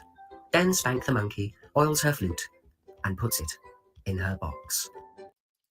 So there are some people who think that's perfectly normal to read to a child. And there's the rest of us who are like, hey, that's fucking gross. Please stop doing that. Anyway, now that we've gotten away from the silly notion that sexualizing children is anecdotal, let's back this up a little bit and see where we left off here. All right. Religion. They said they wanted a Christian country. I'd rather have a Christian country than a secular country, and I'm a Jew. Okay, so help me understand what a Christian country means. Does that mean That is a good question from Jake. That is a valid question. you establish religion, Christianity? No, established. There was never an established religion in the country, and Christians aren't for it. I work with Christians. I know I work more with Christians than with Jews. My synagogue is Jews, but I work with Christians. I'm at churches all the time. I never heard one of them say, let's establish Christianity. What does it mean? But Protestants believe deeply in the separation of church and state. I don't see that at all, and it's not in the poll. 57% said, yeah, we know it's unconstitutional. They mean establish a religion. Now you're trying to make it like that the Republicans don't actually mean that. So what do they mean when they say we want a Christian nation? I do think there are a lot of people who are looking for a theocracy. I think there's plenty of people who would be happy for the Bible to be dictating laws, and that couldn't be further away from what we should be doing. Just because there's some good things in the Bible doesn't mean that that is the book that we should be using. There's some terrible stuff. Stuff worse than spank the monkey, lends a hand, finds itself in the Bible. And if you're going to call that anecdotal, we can pull up some verses. Not like the one that's in the Constitution. Right. I don't know the constitutional part. This is brand new to me, so I can't comment. I can only tell you that when Christians say they want a Christian nation, they want a nation that is governed by Christian moral principles and not the moral chaos that we see today. And I am a supporter of that notion. As am I. The cultural aspect. Not saying this is a theocracy for the third time. Call it for it. Not a theocracy. It's just culturally, we respect these values. The values. That's what it's all about. And I don't believe. I'm sorry, I don't believe in Christ. Oh, Anna's back. For the record, I am not a Christian, and they are not forcing, and they never did force anybody to believe in Christ. Not only does morality not have to come from a book, but it affirmatively does not come from a book. And if it does, it's not the Bible. Even when they were really in power, they never forced one American to accept Christ. That's a pretty damn good record. That's because it's not constitutional. You're making it seem like they had the option. I hate to agree with Cenk, but that's a good point. That is a good point, unfortunately. So we got to give credit where it's due. Otherwise, when we go hard, it doesn't mean anything, right? When the fucking asshole over here makes a good point, we're going to tell him he's made a good point. I want to ask. Well, wait a minute. Okay, go ahead. You just said if they have power, you're afraid, correct? Well, first of all, no, I didn't say that. I didn't say that. But Dennis, yeah, I'm worried that you're not worried, afraid. That's semantics. That's what people do when they're losing an argument. The founding fathers. Why does that matter? Dear leader Donald Trump doesn't believe in democracy. He said you had a system to put in fake. This was from 3 weeks ago, and he's still talking about Trump. Anybody else, it wouldn't even register. I'd just be like, oh, they're talking about Trump again because it's the midterms. But he never stopped. And it's not like Trump is up for election this year. It's, oh my God, he's fucking with that. Electors. Now you got 61% of Republicans say, screw it, let's just be a Christian nation. Let's establish basically and be run by a Christian mullah, okay? And so do you think Trump wouldn't say, I'm that mullah and we're not having democracy? He'd do that in a second. You think that he cares about the rest of us? A lifelong con man who only cares about his own power and wealth. If you can't see that, Dennis, you're being purposely blind. The man projection was president for 4 years. He was far more open than Joe Biden and the Democrats are, who are using the FBI to suppress dissent and who are using the New York Times and CNN. This is the least free America has been in its history in terms of free speech and freedom of dissent, and it's because of the Democrats and the left. Trump. Any film. This is something people bring up all the time about Christians did this or Christians did that. Nobody wasn't a Christian except for Muslims in 1770. Just like when Cenk said that it's not really a pat on Christians' back not to force Christianity on people because it's in the Constitution. It's not really a pat on the Christians' back of the day to put it in the Constitution because everybody was a Christian. There was no other thing except to be a Muslim or a Jew or Hindu. You know what I mean? But you're making the exact same point that Dennis just made that Cenk refuted, except the other side. Don't be a Cenk. Don't go full Cenk. If Obama had taken classified documents from the White House home with what aboutism? And if the federal government with the DOJ gave him multiple chances, multiple opportunities to just return the classified top secret documents. And he didn't do it, and that led to a raid. Would you be on this show right now providing cover for Obama? I'm genuinely curious. I want you to give me an answer. If it were part of a systemic use by a Republican government of suppression of Democrats, I would damn well be on this program saying he that. had every opportunity to just return the documents, and he refused to do it. No one should be held above the law, in my opinion. I mean, I don't think that should be controversial. I don't care if it's a Democrat. I don't care if it's a... Hey, we got Ashton Milky Way in the building. Says calling Thomas Jefferson a Christian is bogus. I would love if you could elaborate on this, because I have an inkling of why that is so, but I have nowhere near enough knowledge about it. So please, if you could elaborate on this. Johnny says the 3 G's: gold, God, and glory. How about gold, goodness, and glory? Look at that. I just bridged the entire religious and secular worlds. Like that. Like that. It's y'all's insistence on injecting religion into politics that keeps the people like Anna being like Anna. That's a good point. If nobody's above the law, then why isn't Hillary in prison? Leftist, I don't care if it's a Republican, you can't break the law repeatedly and just assume that you're entitled to be treated above the law. Why do you think it's okay to provide cover for criminality like that? Let me tell you what every one of us who is a conservative believes knows. There are political prisoners in the United States for the first time in American history, and it's because the left is in power, and there is no instance in the history of the world since Vladimir Lenin of the left being in power and allowing dissent. It was liberals in power in the past with Democrats. Today it is leftists. There is a huge difference. I wrote of 32 differences between liberalism and leftism in a column that anyone can find on the internet. I'll give you one example. Leftists believe in all black dormitories, like at Columbia University where I went. Liberals do not believe in all black dormitories. There is nothing in common between liberalism and leftism. Is that anecdotal too? Or did you just not hear about it? Leftism is evil. Liberalism is honorable. And what we now have is the left doing what it always does, suppress dissent. Yeah, that's absolute nonsense. Thanks for watching The Young Turks. Really, finish your sentence, bro. All right, so we got one more piece of this. And I saw this piece first, and I was like, holy shit, Cenk is coming in hot. But I'm gonna give him and Anna the benefit of the doubt and assume that what we just watched was recorded before. That's why I put it before this one, because there's no way this started like this and ended like that. Really appreciated. And in Florida, if you don't agree with the far right-wing government of Israel, they will actually take contracts away from you. They will hurt your livelihood. That is the government. So foreign policy is not my wheelhouse.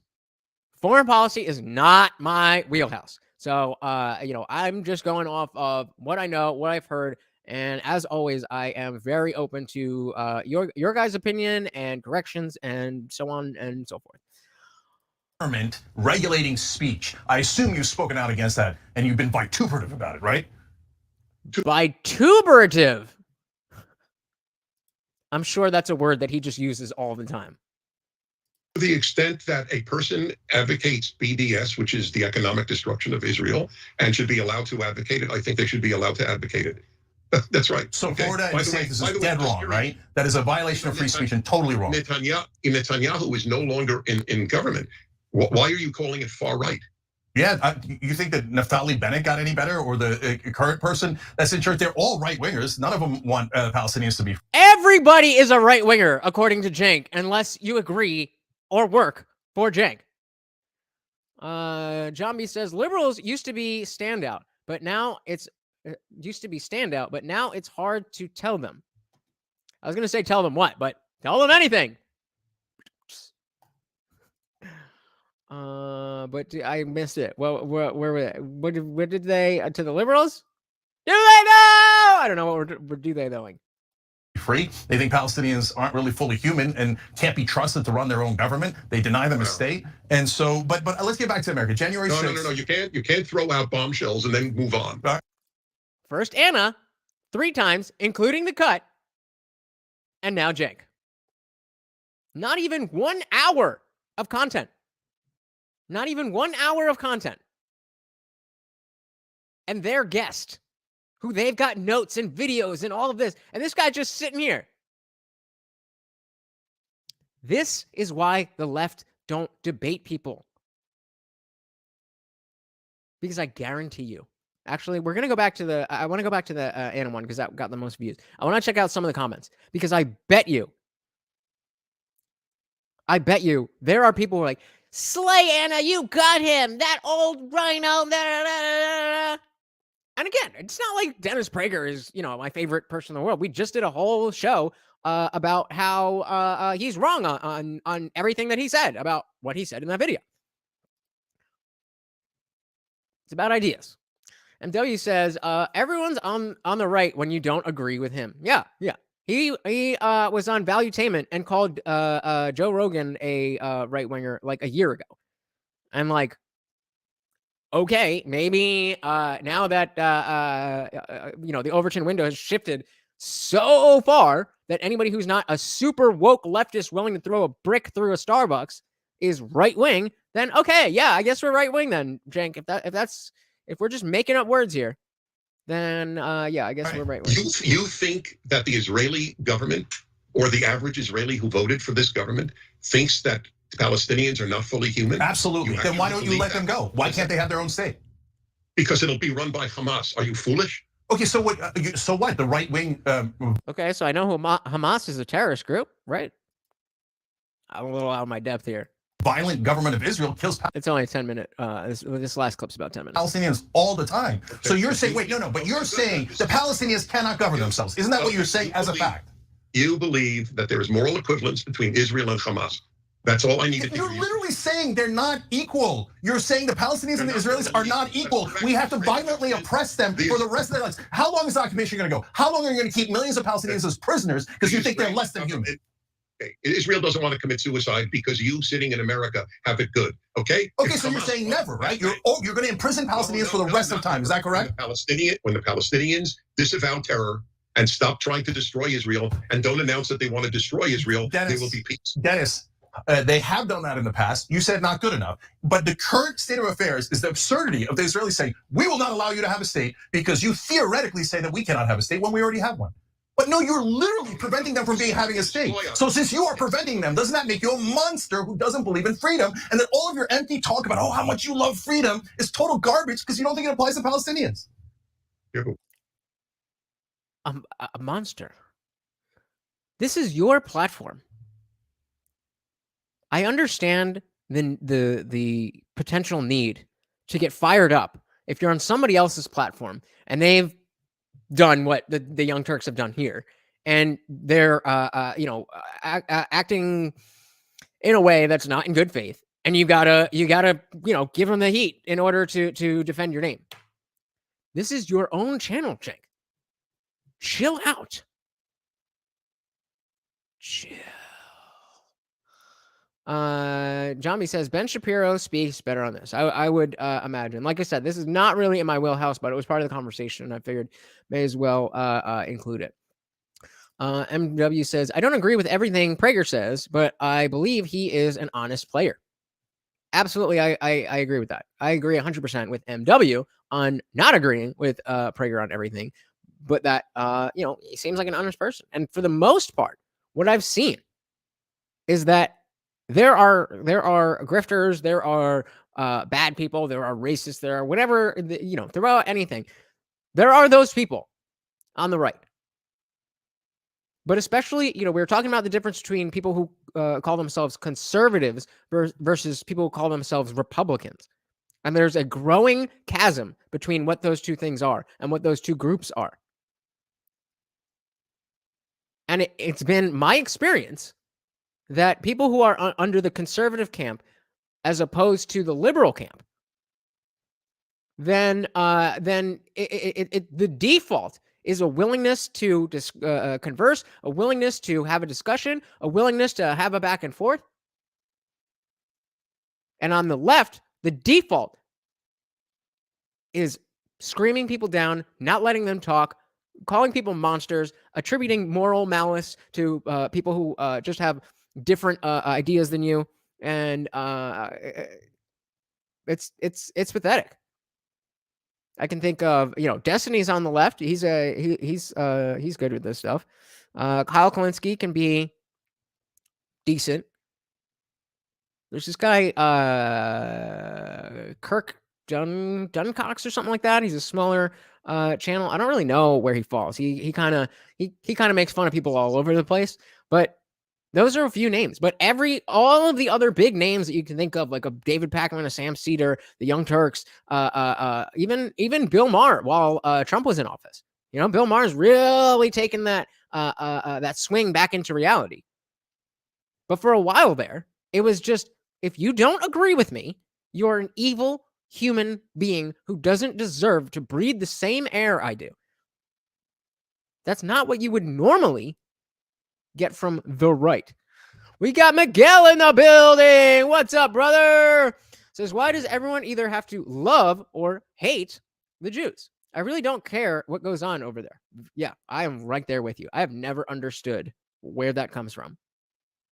I mean, like, I know, like Akon, my boy Akon was Israeli, and he would go to Israel like twice a year. So his family was, interested in that stuff, but obviously that makes sense. But I just don't care. Sorry. Weird way of thinking. Great answer. Go ahead. Why do It is the a great Palestinians answer. have the same Why is thing it that every weird? other human Go ahead as I continue to yell over you. I just want to see that one more time. being? I just find Jake so funny. King. Great answer. Go ahead. Why do It is the a great Palestinians answer. have the same Why thing is it that every other human Go ahead and then continue. What the fuck?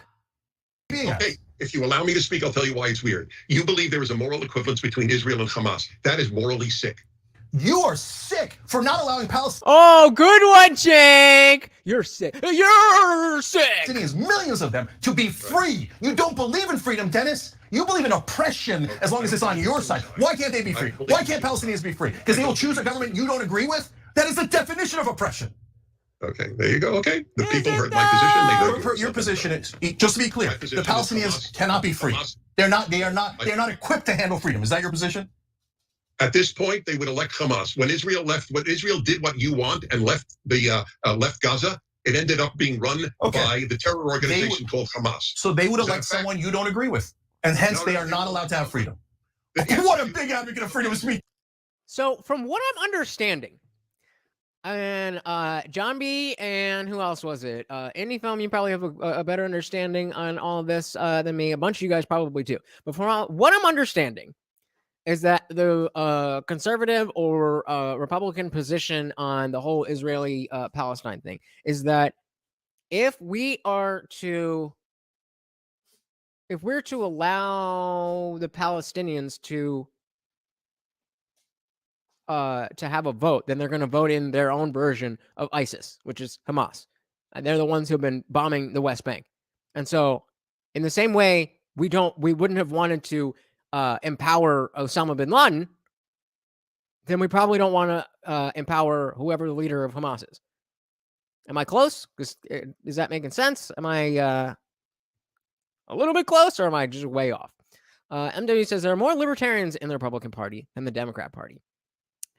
Abso-fucking-lutely. But, as the Mises Caucus is taken over, as we saw, there is a new Libertarian party coming up, and I think this is going to be more of a. I think it's gonna bleed from both sides, because the Uniparty, both parties are just so bad, and I think if Trump wasn't enough to shatter the whole two-party dichotomy, then I'm hoping that a strong Libertarian Party who says, hey, obviously we're not going to be the president, but I'm going to throw my vote behind you if you keep your hands off this, that, or the other. I'm hoping that is the only, or I'm not hoping that's the only way to go, but it seems like the only way that we can have any power in swinging this thing back. Then that's what we got to do. Yes, I was correct, or yes, I was very bad. I don't know. Douglas says, it's unfortunate when someone disagrees with us. The Young Turks have to reduce themselves to character insults. Yep. And then you wonder why just normal people out there behave like this. Because they look on their computer and because they've got enough money to make themselves look the same as the news channels, and they're just there every day, and they seemingly have an answer for everything, that it's news. You are, Dennis. Wow, a shining advocate for freedom who says if you don't elect who I want, you will never be free and you'll be under our thumb and under occupation. You'll never have your own country. Who can call out the logical fallacy there? I barely even know what the hell they're talking about, and obviously that is the clearest straw man I've ever seen. Because if that's what Dennis was really saying, then you wouldn't have had to repeat it in that way. The only reason that you're doing that is to shove all these words in his mouth. And look at Dennis, just chilling. Just chilling. Just chilling. Not even shaken by your bullshit. That's literally what you're saying, Dennis. Is it though? No, it's not at all what I'm saying. You're saying I'm if you elect people I don't want, if you want Hamas me in to this say what case, I'm saying, you're I'll never have allowed to say be it free. again. So who Tell do me you what want I him to said. elect? Dennis Prager as the head of the Palestinian government? Is that what you want? Then you allow them freedom? Would you even do that? You would never allow them. Why can't Palestinians be treated in the same exact way as every other human being? Let me know when I can speak. Have we reached the point that I can speak? I will say the same thing again. Israel does not want to commit suicide by having Hamas and having Iran and having Hezbollah type people run the West Bank like they run Gaza. That is it. People. So wait, I think that's pretty much what I just said, right? I want to listen to it again. I'm pretty sure I'm fucking smart. Just from sitting here, I'm half paying attention to you guys, half paying attention to this. Let me run that back. I think I'm pretty smart. I'm sure I didn't get it on point. Israel does not want to commit suicide by having Hamas and having Iran and having Hezbollah type people run the West Bank like they run Gaza. So okay. Can somebody real quick we could look this up if you guys don't know, but it'd be easier just if you could just help me out. The West Bank and Gaza, are those like opposite sides of what separates Israel and Palestine? Are they? Because I mean, obviously, I've heard about the West Bank getting bombed and stuff, and stuff going on in Gaza, but I don't really know beyond that. You got to give more context, man. There's a lot going on. By the time I get to comments, I don't know what you're talking about. A little bit of context will definitely help me. That is it. People. I have always been for two states. Most Israelis were for two states. There is almost no one left in Israel who agrees with you, including the Israeli left. Woo! You live in a make-believe world. Why are they, Dennis, why are they the type of people who can't govern themselves? What does that mean? What do you mean that they're the type of people who can't govern themselves? So he couldn't address the point that was just made, so he's going to go back to another thing. Hey, you said a dog whistle. It was a micro question. What do you mean these people? The people that we're talking about. That's what I mean.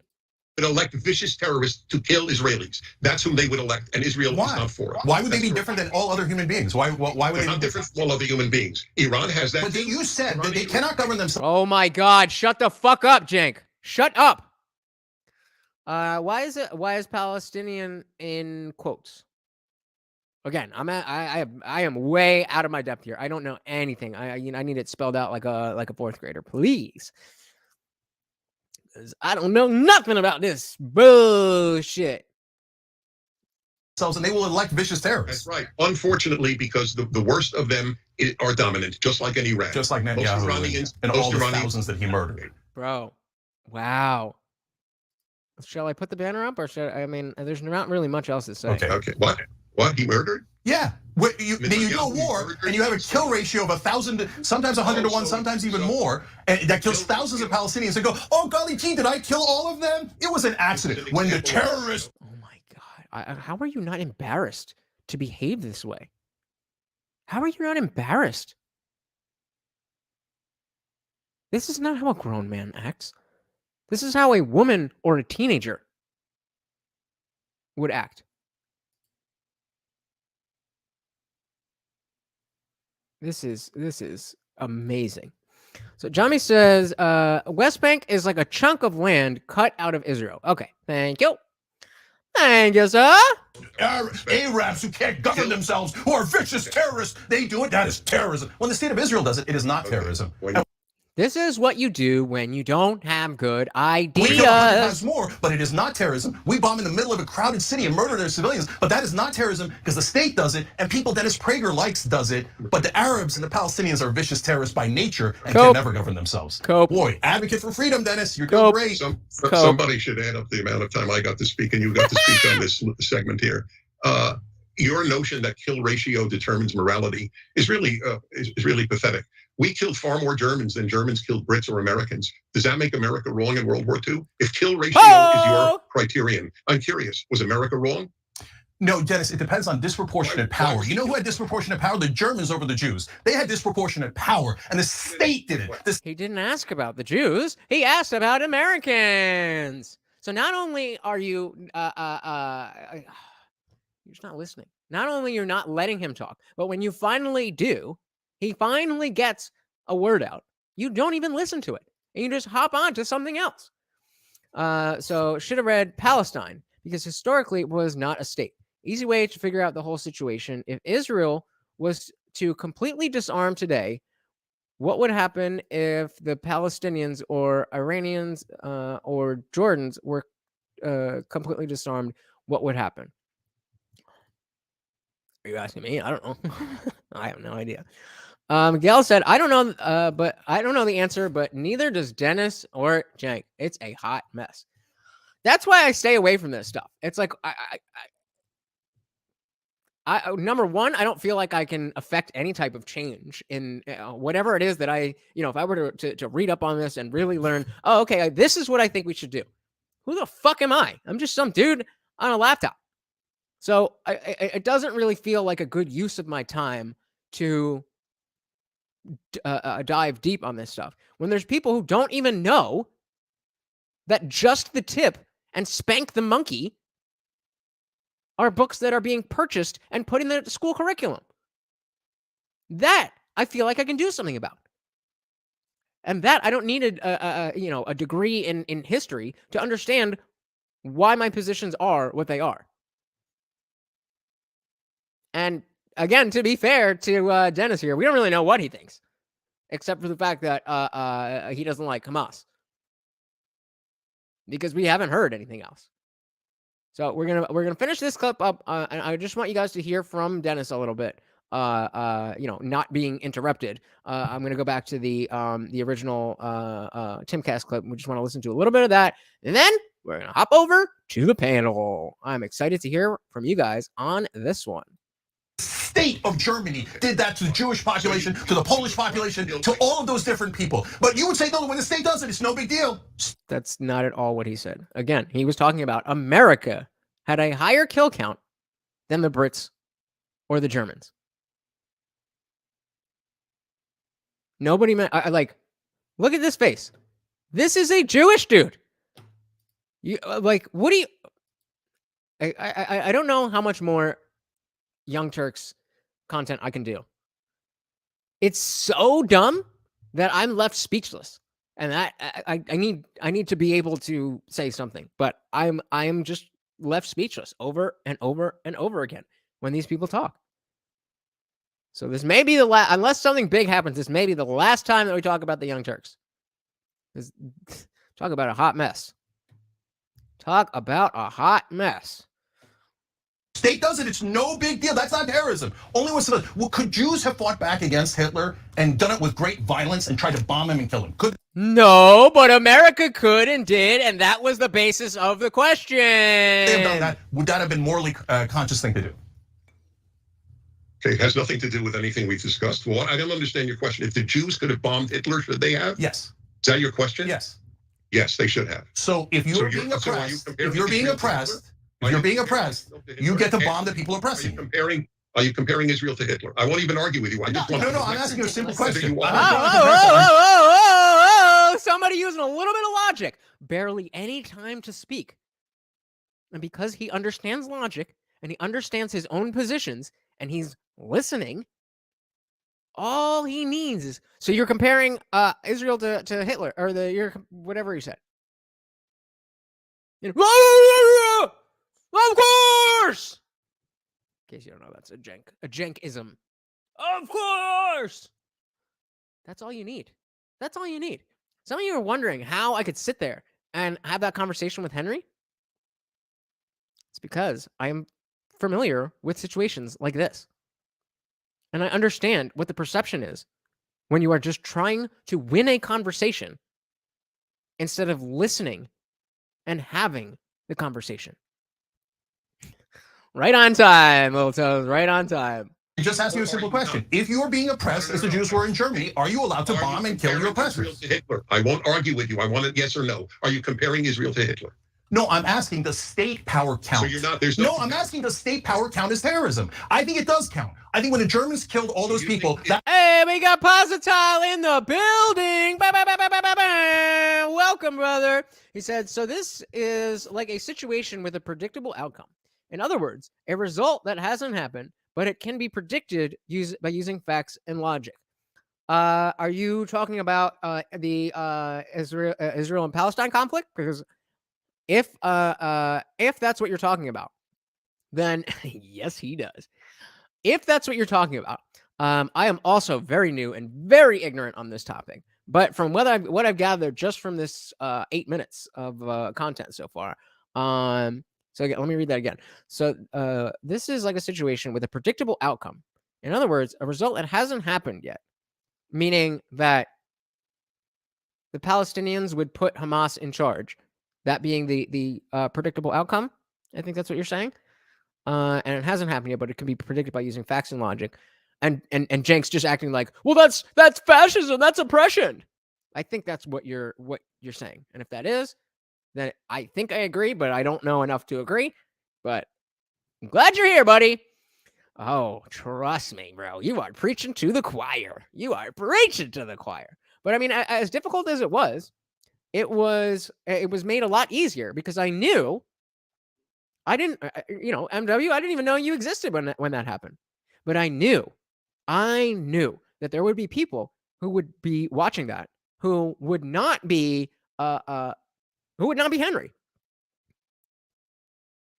So I had spoken to Henry before that, and realized that he wasn't going to have a conversation in good faith.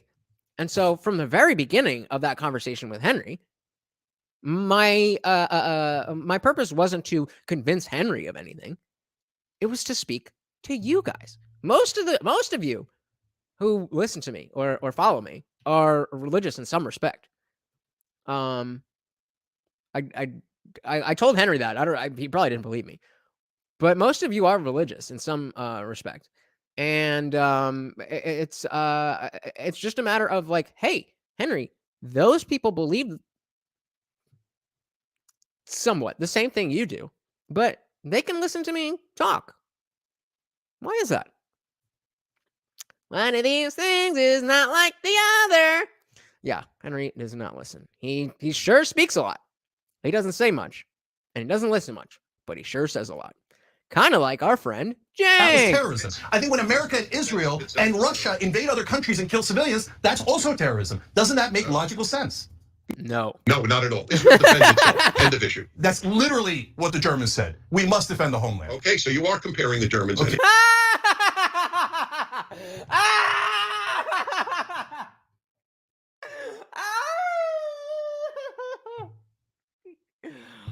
Oh, so you are comparing the homeland to you are comparing the Germans to Hitler. That was hilarious.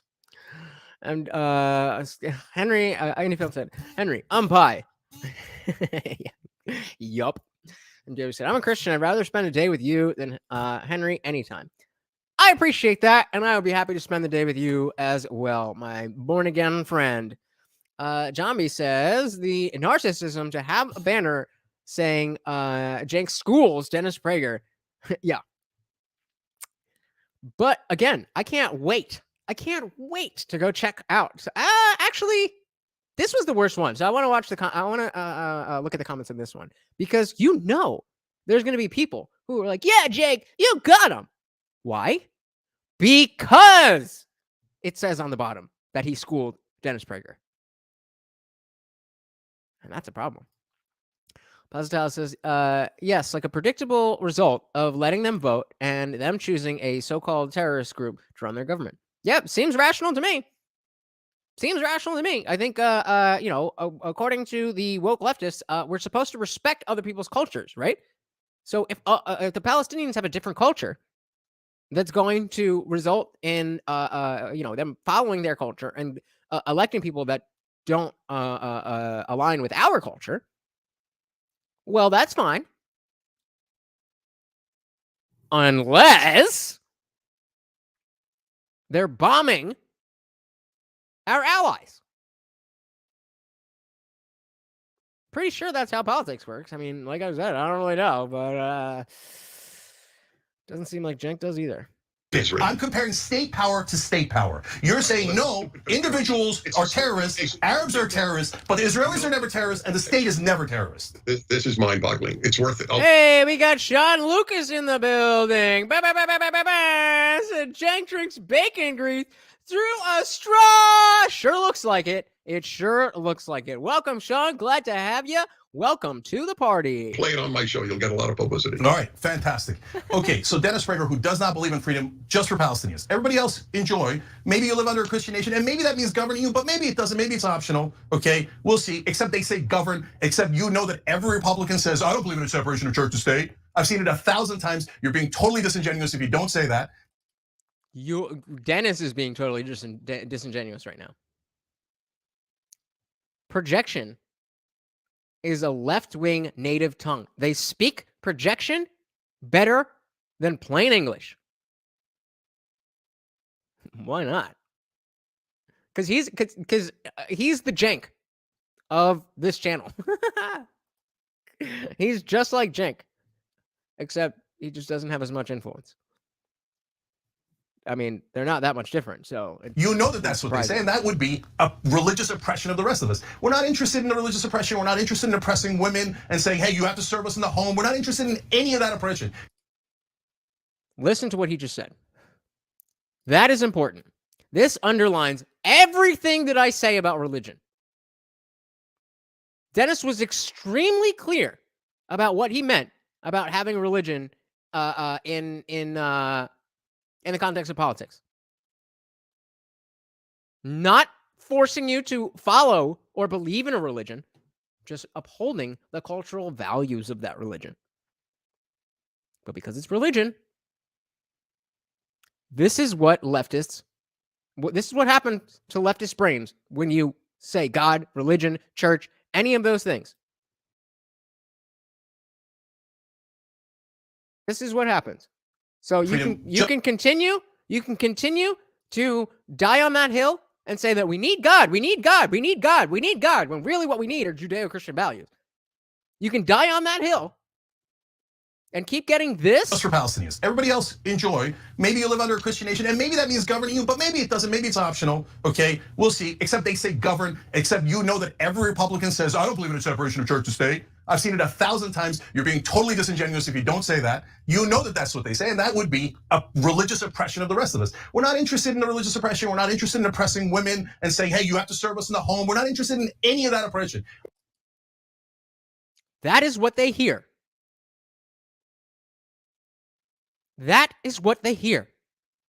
They tune you out the moment you bring up God, the moment you bring up religion, the moment you bring up church.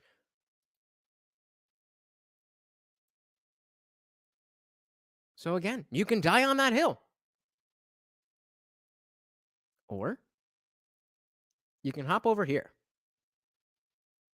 and fight for the same exact values that you've been fighting for your entire life, but be a little better at it. Choice is yours. What? Johnny says, we're not interested in that oppression. So tell me what you would allow. I don't know what that means, man. It's in his title. It's in his title, right? What are you guys saying? Guys, well, we're growing, guys. I need, when it's 3 of us, then you can just kind of put like random comments, like, but there's like 10 and 15 of you, and there's people from Twitch, and there's people from, I need a little more context in your comments, because I don't always get to them right away. And then by the time I talk, I have no idea what this is in reference to. So just put like whatever, or something like that. Or just, full, just something. Because I would love, this sounds like something that I really want to agree with, but I don't know, and something I really want to answer, but I don't know if it's a rhetorical question. I don't know if it's a legitimate question. I don't know if it's a comment on somebody else's question. So, sorry about that, but, I'm new, and I'm very, very, very glad you guys are all here, but I'm not used to it. So help me out. We got how much? We got a minute and a half left on this, and then we're gonna watch a little bit of the Timcast, and then we're going to the no, Henry is the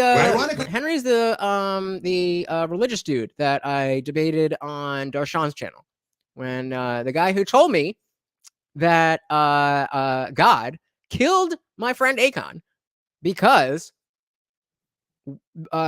we were gay lovers, and that I was the worst one, and so he killed Akon to punish me. That guy, that's Henry. John says he's systematically listing oppressions he'd not allow, but not just saying there should not be any. That's a great point. That is a great point. Fantastic point. I think I missed this one. MW says, as a Christian, I want total separation from the church and state. I want a secular government. I don't want prayer in school. Exactly. But don't tell Jank that, because then you'll get what we just heard. Oh, so what you want is and you want of course. Don't tell Jank. Dennis, what we want on the left is freedom, and for all of you right-wingers to get out of our damn lives. Yes. Right. So Anna's been here the whole time. And yes. Listen. Come on with this. Is freedom, and for all of you right-wingers to get out of our damn lives. Yes. So I understand how you operate. You have these long monologues. You go from subject to subject, and we can't analyze any one of them. I asked you, when Christians were in power in this country, did they ever force Christianity upon anyone? So I don't know what you're talking about when you say they don't believe in separation of church and state. But that's why I love America. That's why. But You have a United States Congresswoman, Lord Bitch, where did you come from? Boebert, giving incessant speeches about how the Constitution doesn't say there's a separation of church and state, completely rewriting the Constitution and spreading this ideology that this should be a Christian nation. That is wrong. If you genuinely believe in freedom, as I do, as Jake does. I'm questioning myself. I know it says, I know there's a freedom of religion in the Constitution, but does it specifically state a separation of church and state? I thought it did. And I don't know why I'm letting the Young Turks question me, but maybe that's how I stay not a fucking moron. When even stupid people say things that I'm like, I don't know. One of you guys got to know for sure. And is there actually something in the Constitution that directly speaks about the separation of church and state? Or is the Constitution does not actually say there's a separation of church and state? Didn't think so. Douglas says separation of church and state is not about not being able to infringe on other people's personal beliefs. I think, and again, that's what most people want, atheists or otherwise. That's what most people want. There is a huge contingency of people who want, the nation to be run by the Bible. There's no question about that. But that's a pretty small group. There's another very, very large group of people who think that if you talk about values in the same sentence as God, as I just explained, their brains will explode. Do with that information what you will. Even said something that was from a letter, maybe from Benjamin Franklin, who wrote after the Constitution was written. Thank you for the info. Miguel says in 2022, not sure how the Christian right is oppressing people. Can you give a current example? No, I can't. No, I cannot. As somebody who was very, very up on saying fuck you to the religious right when they were a problem in 2000, when Marilyn Manson's Beautiful People was on MTV, that's when the religious right was an issue. Tipper Gore. That's who I was worried about. And another confirmation from MW, it is not in the Constitution. Johnny says, Thomas Jefferson speaks upon it, and it is implied, but not concrete. Well, if it ain't there, it ain't there. Doesn't mean we don't want it, but it's not there. Let's see if he gets that out before they cut him off. Not Tipper. You know what I mean. Fucking Nancy Reagan. Nancy Reagan. Good one. Wrong button. Play.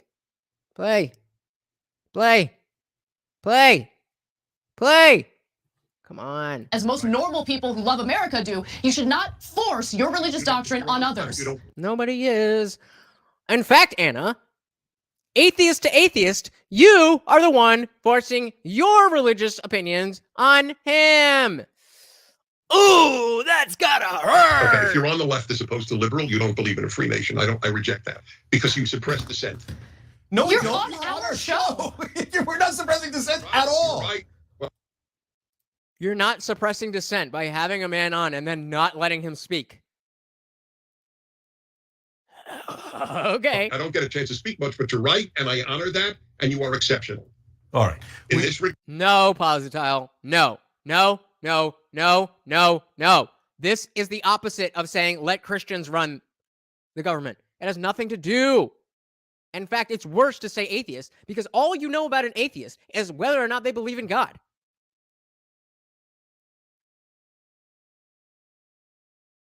Of the people on the panel right now, that not me, on the Young Turks panel, who would you most likely want to be running the country? Cenk, Dennis, or Anna? Thought so. It's not about just saying, oh, our team, this, that. I get what you're saying, bro. But we've had this conversation. Most of the people, exactly, Miguel, most of the people who are atheists are like Cenk and Anna. That is what I am here for. Is to show you religious people that I just missed that one. Oh no. To show you religious people that there is a different way. You don't have to be a Cenk or an Anna. You don't have to be a militant atheist. You can simply not believe in this stuff and still believe in the values. And in fact, most people are that way. But they don't have the language to say, actually, I don't believe in a man in the sky. I just haven't really thought about any other moral system. So I relate closely with the Bible, but I'm not a Christian. Most people don't have the vocabulary, or at least they have the vocabulary, but they haven't thought about it enough to come to that conclusion. It's just a default. Christian equals good. So yeah, I'm good. I'm Christian. That's how people think. I was right. Okay, thank you. But she's not on the, I was kind of on the right. I was kind of right because she's not on the right. That, you guys know what I mean. Come on. Thank you, Douglas. Thank you. But yeah, I just, that's what I'm here for. I am the atheist of saying that the religious guy is right and the atheists are getting caught up in religious language because that's what atheists do most of the time. What needs to happen? Yeah, see, I'll miss that one too. You guys know what I meant. But even then, Uniparty, same shit. I'm still claiming victory on that, but I was wrong. But yeah, I don't get it. I don't get why there is such a put. Like, if I'm right, what do you have to lose? If I'm right, and you can get people like Cenk and Anna, people who watch Cenk and Anna, to agree with you, what is the issue? You were not joking. Don't fucking lie to me. You were not joking. I mean, I hear what you're saying. Douglas says, I would have voted for who I did, whether Christian or non-Christian. That is the way to go. That is the way to go. Yeah. Yep. Bullshit. Bullshit. I'm calling cap. I don't believe you. Regard, you're an exception. But it has nothing to do with the generalization that the left suppresses dissent. It does. That's true at every university. It is true at every corporation. Conservatives fear losing their jobs. Liberals do not. Okay. All that is, again, we disagree, but now we're 5 minutes over, and you've been very patient. So thank you for joining us. Thank you for staying on. We do appreciate it. And of course, play all the clips you like on your show. It'll be great to watch. Dennis Prager. You're not gonna watch that shit. Don't fucking lie. All right. So I was gonna say let's take a look at the comments on the one where it was just Anna, but this one was the worst type of conversation. So I want to see if his Cenk's people are actually gonna call him out, or if they're just gonna be like, "Oh yeah, slay." Let's see what we got. How long can we see this? Can we see that? Okay. Cenk is a crybaby. They're always getting ratioed in the comments. This is the same person. Free Palestine. Props to Dennis for being the adult in the room. If anyone reads this, please let me know where the separation of church and state is in the Constitution. Oh, somebody deleted their comment. Why would Prager subject himself to this? Because he was convinced there was no people outside his surrounding that had different ideas than his. This must be and has to be an eye-opening experience for his fanaticism.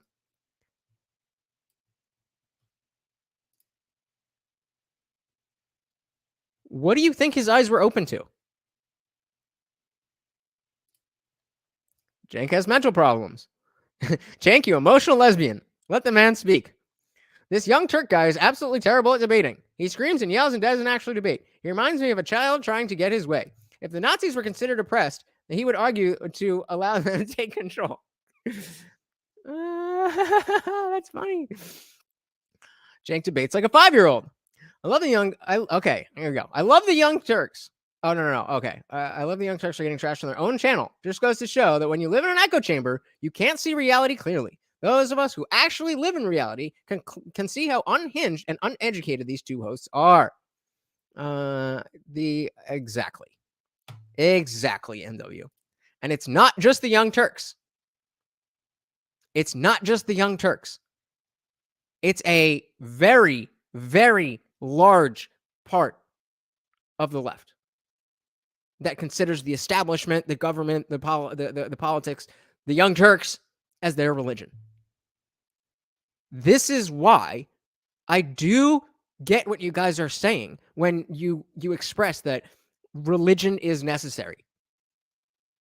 I agree with the sentiment, but it's not religion that is necessary. It is proper values. Proper values. No belief in a god or gods necessary. So, Miguel, this is the Young Turks channel. This is the Young Turks channel. So we can back that up. So let's back this up to where it all began in case you missed it. And just hear out Mr. Prager a little bit more. I think it was 7. I don't want that word being said. All right. So this is where it all began. I would say American values, because they're not human values. There's other humans elsewhere in the world that do not believe in the Judeo-Christian values that we're talking about. They don't believe that people should be treated equally under the law. They don't believe that you should, there's specifically the in the Middle East, those are humans, but they have a different culture. I think our culture is better than theirs,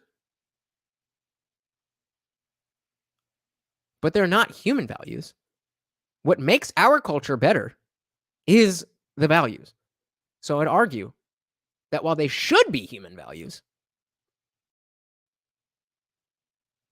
right now they're just values. We can turn them into American values, and then maybe we have a place to spread our values to the rest of the world and play world police. I still don't think so, but at least we have the right values. But until then, as Jordan B. Peterson says, clean your room. The next generations are going to be increasingly more prone to violence, which ultimately will lead to civil war or violence. I'm curious as to your thoughts. Why do you think people feel this way, or what do you think has happened that's causing it? So remember, this is where it all began. So let me give you an example. And I don't know how this registers with you, because I remember when I was a kid and I would hear older people say, when I was a kid, and I don't remember how I reacted. Either I reacted, oh, I'm very curious to know what it was like when you were a kid, or, gee, I've heard that before. But I'll take that risk. When I was a kid, there was one truly given in this country. You could say whatever you wanted. And I remember it because I grew up in Brooklyn, New York, and we play stickball. I have no idea if you even know what stickball is. No, come on, you're not that old. What, stickball? Oh, yeah, stickball. They called it baseball. No? Sorry? They didn't call it baseball? Well, of course it was baseball, but it was called stickball because you played with the stick. We didn't have a bat in the street. We had and it was a rubber ball. What neighborhood in Brooklyn? Flatbush. Anyway, where the Brooklyn Dodgers were. So anyway, this is what would. Oh, he said Brooklyn. I thought Luke knew that he was talking about Brooklyn just because he was talking about stickball. Happen. Some kid would start screaming at another kid, and the other kid would go, "Oh, shut up!" And then that. Oh yeah, guys. So if you haven't remembered, the panel has been moved. The panel is only in Discord. I say again, the panel is only in Discord. So as soon as this show is over, we are going over to the Discord server. There is a link in the description. You just click on the link. You can join the Discord. You will be in the Discord. I will get a notification while we are here. I will make sure you know exactly where to go. And that is where we're going to have the discussion. It's private. It, we'll be online together, but it's a private room. It won't be like on the internet for the public to see. So we could say whatever the fuck we want. We could be there as long as we want. All that stuff. So make sure. Oh, what the fuck just happened to my thing? Can you guys see the screen? It just disappeared on my thing. What is going on? I am hardwired to the goddamn. Oh, there it is. Okay. All right. Take it easy. Take it easy. Yeah. So meet me in the Discord. We're gonna watch a little bit of this. We're definitely not watching this whole thing. I just want to give you guys a flavor of who Prager is in general. I just want to let him chat for a while, and then we're gonna head over. Kid would say, I could say whatever I want. This is America. That was a common. Sticks and stones may break my bones, but rebuttal to anybody who said shut up. We said that when we were kids. Okay, so great, even better. So that's even better. All right, that is no longer said by kids. You could say whatever you want. This is America has been shattered by the left, and I just want to make something clear because I use the term left fair number of times. I don't believe that left and liberal are the same. I have 32 differences in one column, differences between left and liberal. People could easily look it up. I would make that same claim. Well, I did make that same claim. I'd make that same claim about Republican and conservative. I don't think those are the same thing anymore. I think they once were, and I think conservatives overwhelmingly vote for Republicans as it is right now. But I would make that same claim. Excuse me. MW says people from other countries come to America. People who come from other countries who come to America should embrace American values. That's why they're coming. I agree wholeheartedly. What's an American value? I think that's what we're all fighting over. That's what we're all fighting over. That's what the culture war is. Some people think that hedonistic freedom is American. To just do whatever you want, whenever you want, with no consequences. That's not what it was intended to be. What I think American values should be does overlap with the Bible. I don't think there is I don't think it's a giant overlap. It is a significant overlap.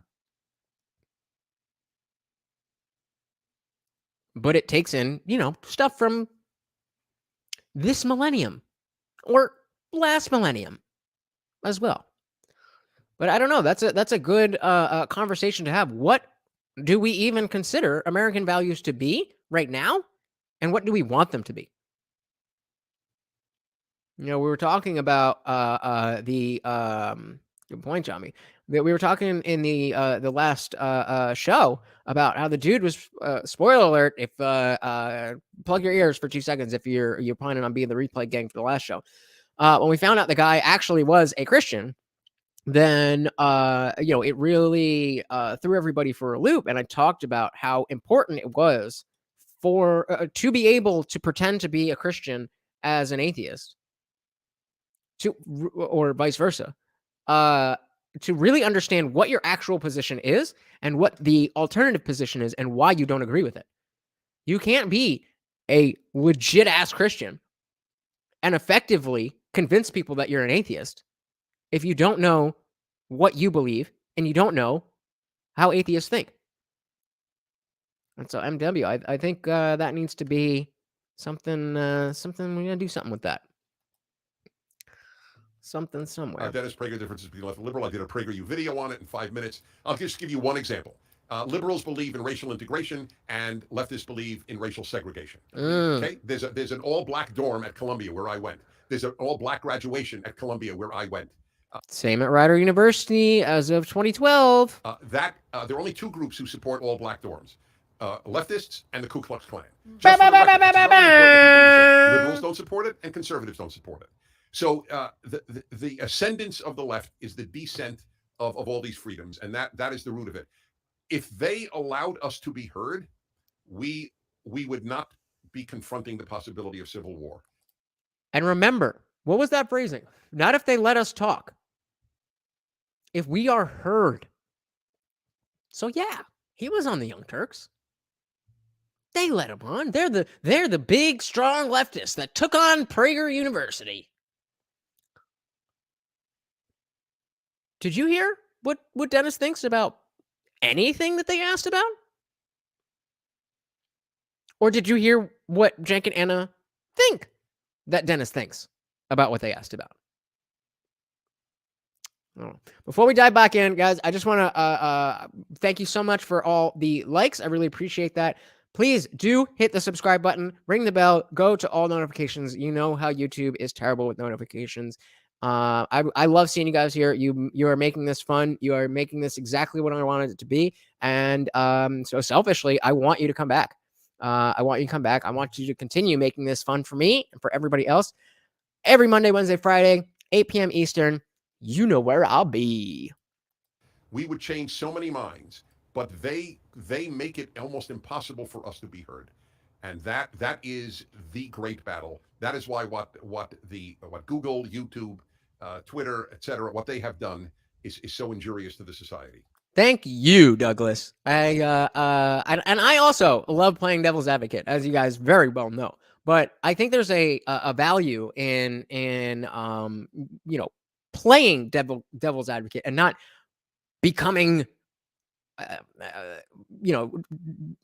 becoming a contrarian. I think there's a hard line where playing devil's advocate is often to explore ideas, and being a contrarian is more to get a reaction out of people. And I think the former is, there is absolutely nothing wrong with that, even if people do get upset about it. It's a revolution. Their goal, as it was explained to me, is minimize the right just enough not to cause a splash, but to make them ineffective in politics. So you censor enough people so that the conversation will be 60% left and 40% right. And then what happens is you give it time, and over time, the right loses the argument because they've got no foot in the battlefield. And I'll give you another interesting thing that people don't reflect on. We ache to have them on our shows.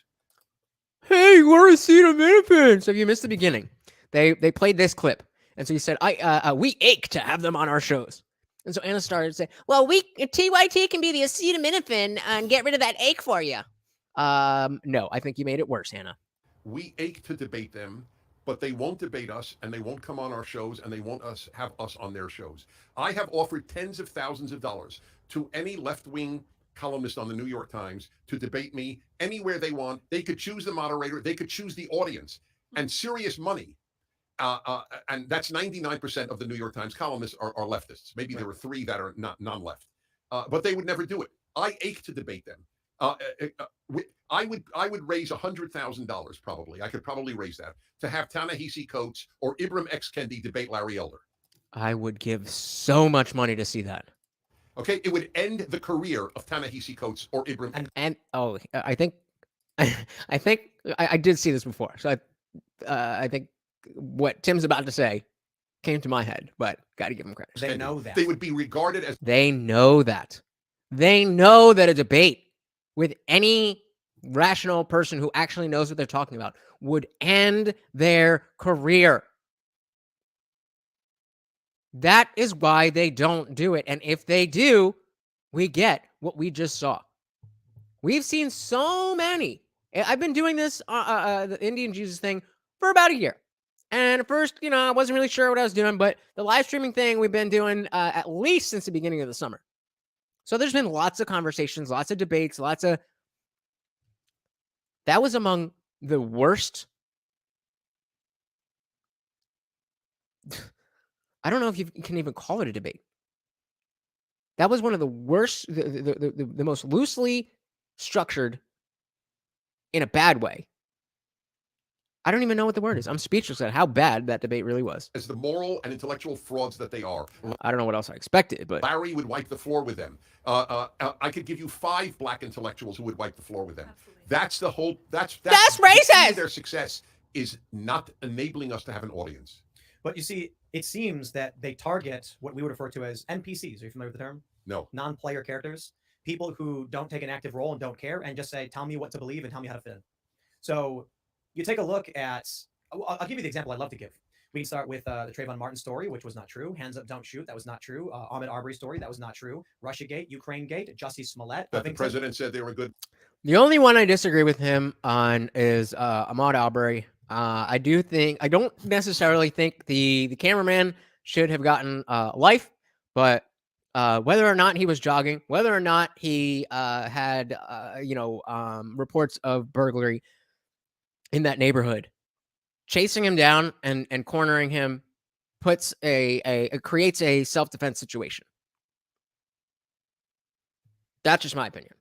But all the others, hands up, don't shoot, that was bullshit. George Floyd, that was bullshit. Nazis, that they were fine Nazis. The launching of Joe Biden's campaign, not true. And so when they come out and they say, we're the good guys, trust us, don't listen to them. And we come out and we say, please listen to everything they have to say and then have a conversation with us.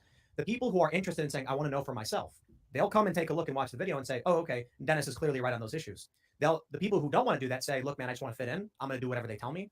I think what we're seeing now is largely the separation is, I described this 4 years ago. I called it the uninitiated and the politically discerning. People who will look at a story and say, is that true? The uninitiated and the politically discerning. True. Let me check. And the people who say, I don't know, it's probably true. Media said it.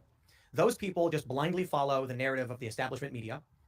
That's the disconnect. That's the disconnect. The people who are willing to double check and the people who read a headline or a meme and take that as gospel, pun intended. Don't be the second. Don't be the latter. Be the former. Just check. Just think about checking. Or even if you don't check, just be like, I don't know, I didn't check. You don't even have to do any more work. Just admit that you're lazy. There's a lot of times I'm lazy on shit.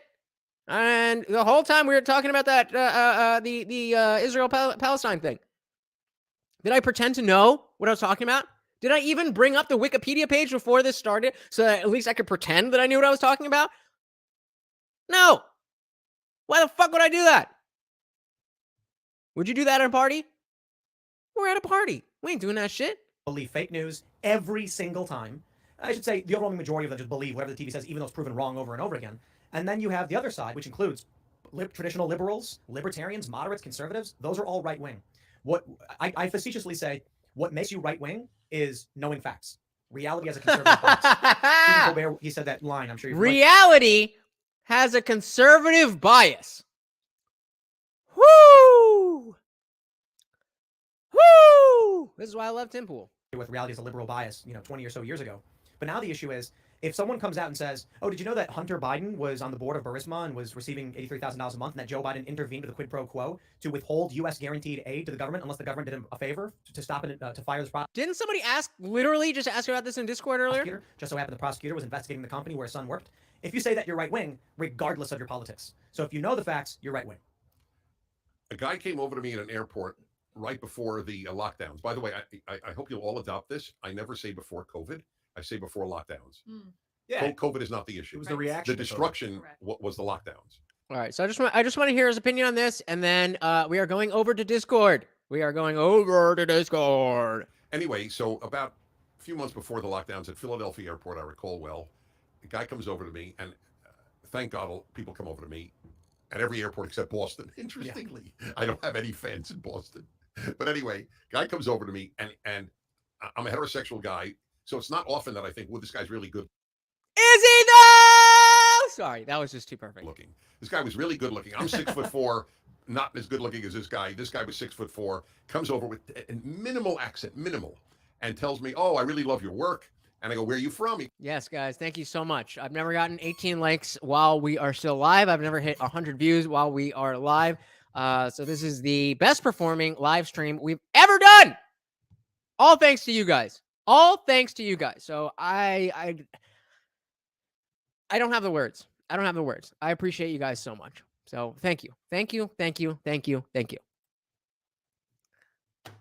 And of course, he goes, Norway. I said, oh, you watch PragerU in Norway? Oh yeah, all the time. I go, really? You're a Norwegian conservative? And he said to me, this was priceless, apropos of what you just said. And he said, I don't know if I'm conservative. I just follow logic. And I said, then you're conservative. That's how it goes these days. That is how it goes. Let me give to reiterate my point. Here's a guy who just sees you tell the fact and says, interesting. And you would be in the United States, that's conservative. That's right. Yeah. That's exactly it. I would like. Listen to how bare bones and how did we get here? So you tell somebody a fact and they agree with you, and that's conservative. Yeah. Let's see. What's the average is the average is 9. So if you're here for more than 9 minutes and 3 seconds, then you are helping to bump that average. So thank you. I'd like to know what position I hold that is not directed by morality and logic. I'd like to know one position that I hold. Shit, me too. Give me one position I hold that's not dictated by morality and logic. And I would probably drop it. If logic and morality do not dictate that position, I hereby announce I will drop it. I'll tell you, we had a fun time. We had a progressive on the show a couple weeks ago. And it was Seamus Coughlin of Freedom Tunes, who's a Catholic conservative. So, yeah. Shameless is a very right-wing Catholic conservative. So that's why I'm cracking up. Pro-life. There's me, which I guess disaffected liberal, post-liberal, whatever they call it, and moderately pro-choice. And then this progressive who was pro-abortion up to the point of birth, or maybe beyond. And it was funny because Seamus backed off. He was just like, he let me, and this guy had this discussion. And then eventually I said to him, I was like, this is the crazy thing. I asked him, do you believe abortion should be the woman's choice up to the point of birth, or it should be allowed, legal? And he said, woman's choice. And I was like, the woman is about to give birth to a baby at 9 months gestation, and the baby can be terminated, killed, ripped out. And he goes, woman's choice. And I'm like, okay, well, I come from a traditional liberal background where we're like, maybe after the fetus is viable, you just save it. You don't have to kill it, right? And then I was like, but isn't it strange that I'm a pro-choice liberal and you're calling me right-wing and you're arguing for abortion to the point of birth? How is that the liberal position? How is that weird? I think he's going to explain it, actually. I was going to explain. having this argument, and the actual conservative over here keeping his mouth shut. It's just the whole, as you mentioned, with the left and liberal being different. Yeah, you got to be careful. Oh, I thought he was going to go into it. So Seamus came up with this good thing, and I'm going to butcher it, but basically he's like, okay, so this is a liberal platform. We want good thing. We want good thing. We good people. You don't want good thing? You want bad thing. You're bad people. That's leftist. That's the leftist platform. We want good thing? You want bad thing? Labels, relying too much on labels and what they mean to you, because they might mean something different to someone else, but it's the facts and beliefs that are really important. Well, that's why it's important to define, as I did. As I said, I have an article with 32 distinctions, and the race one is one of the biggest. We believe in integrate. We do believe liberals. I'm a Jew from New York, by definition, a liberal, and I was raised that race blind is the moral ideal. You don't see a person's race, you see their character, you see their personality, you see their brains, you see everything. And so today, race is determinative, which is mind-boggling, because I ask leftists one question. If you know a person is black, tell me one other thing you know about them, and they can't name a thing. Well, they don't know how to get an ID. They can twerk. They can play basketball. They've been oppressed. We know that for sure. Do you know whether they're kind or despicable? Do you know whether they're honest or crooked? Do you know whether they are interesting or boring? Do you know whether they are liberal or conservative? You know nothing when you know someone's skin color. You can tell more about a person by their shoes than you can by their race. That's perfectly said. Woo! You can tell more about a person from their shoes than you can by their race. Bars. Yeah. Let me do this. We'll give a shout out to this famous video that I've been dying to talk to you about. All right, so I just want to finish up this clip. Let's see this video. Let's see what Dennis has to say, and then we're moving over to Discord. Bill Maher. You were on Real Time with Bill Maher. What was this, like 2017 or 2018? No. It was actually 2019. 2019. Which is even more remarkable. How recent. So you were on with Bill Maher, and you mentioned that there are tampons in the men's restrooms at universities. And Bill, the panel, and the audience. That's why I said men menstruate. I'm sure he was still here. She'd be like, that's anecdotal. No, there's not. Is a left-wing lie. Right. Okay. And then they all started laughing, and Bill Maher goes, "What? What are you talking? Who says that? And you were like, "It's in the news. Look it up." And they were like, "No." And you were like, "They have tampons in the men's room." And Bill goes, "It's for their girlfriends." Remarkable, the arrogance and ignorance at the same time. Instead of just being like, I gotta call. Here's what I'd say. If you said something to me that I thought was wrong, I'd pull it up. And if we were on a show like that, I would be a lot. Thank you for hanging out, Miguel. Very much appreciate it. We will be in Discord, so whatever you're doing, hop on your phone, hang out with us. Even if you're just listening, we would love to have you in the panel. See you later, bro. Thanks for stopping by. Are you serious with this? Is this true? Can we get someone to check that? And guess what they would have done? They'd have come back and be like, "He's right." Right, correct. Well, well, then you got an average person, my friend. Can you tell that about somebody's skin color? Case in point. it was a great moment because the entire panel, Bill Maher, and the entire audience laughed at me. And just for the record, I actually enjoy that. I'm not a masochist, but when I know I'm right and you have a whole bunch of people laughing at you, it is so revealing as to how easily people are brainwashed. I mean, you guys hear that. That's the reason that I liked it. That audience didn't hear it from the New York Times, so it didn't happen. They, as I say on my radio show almost every day, they don't know that is the left. They don't know what we know. Well, so I pulled up the article because we actually did a segment on it. It's an old article. This is an article from the Daily Beast, which is fake news, by the way. NewsGuard says they're fake news. Published September 21st, 2016, which is titled, "Yes, Men Can Have Periods, and We Need to Talk About Them." So 2016, you go on Bill Maher's show 3 years later. Years. Mm-hmm. So that's why I say it's left and right in this country is, do you read the news or are you just an arrogant, Also, it shows you, this is a very important lesson, the speed with which the left can have people say wet is dry. And let's leave it there. Let's leave it there. So I think it's, over this, the last 7 days, I'm really glad that even though that debate with the Young Turks was from a few weeks ago, I didn't know about it. So new to me, new to y'all, works out. So in this past 7 days, we've taken a good look at the political spectrum. So based on we haven't specifically looked at we haven't taken a specific look at the left and that type of shit, but I don't feel like any of us are really like, yay Joe Biden, yay left wing, yeah. I mean, correct me if I'm wrong, but I feel like most of us are either moderates or on the right. And so the useful, I mean, we definitely could talk about the left wing politics, but I don't think that would really go anywhere. And I think that would just be lowbrow. I think you could find, basic street talking interviews and stuff like that anywhere. I think we did that. We did that for a while. Hey, thank you so much, guys. Thank you. Oh, you guys are awesome.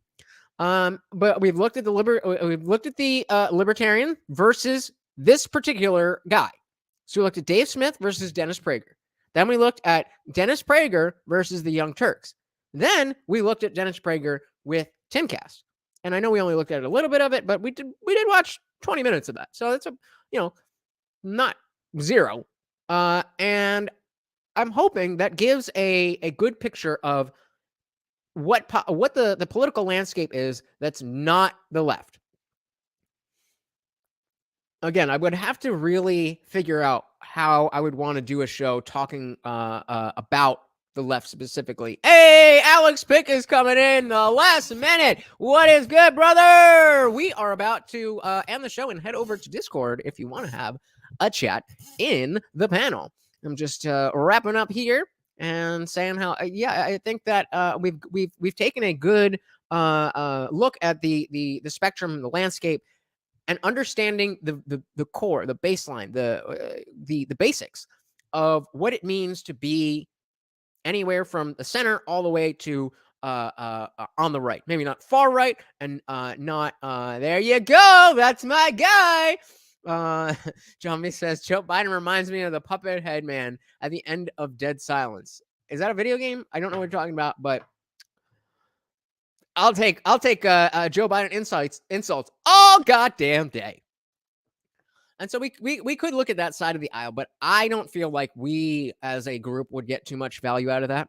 So I want to dig further and further and further into these aspects. So when we go to the panel, what I want to start off with is where do you guys find yourselves? Thank you, NBA goalie. Thank you so much.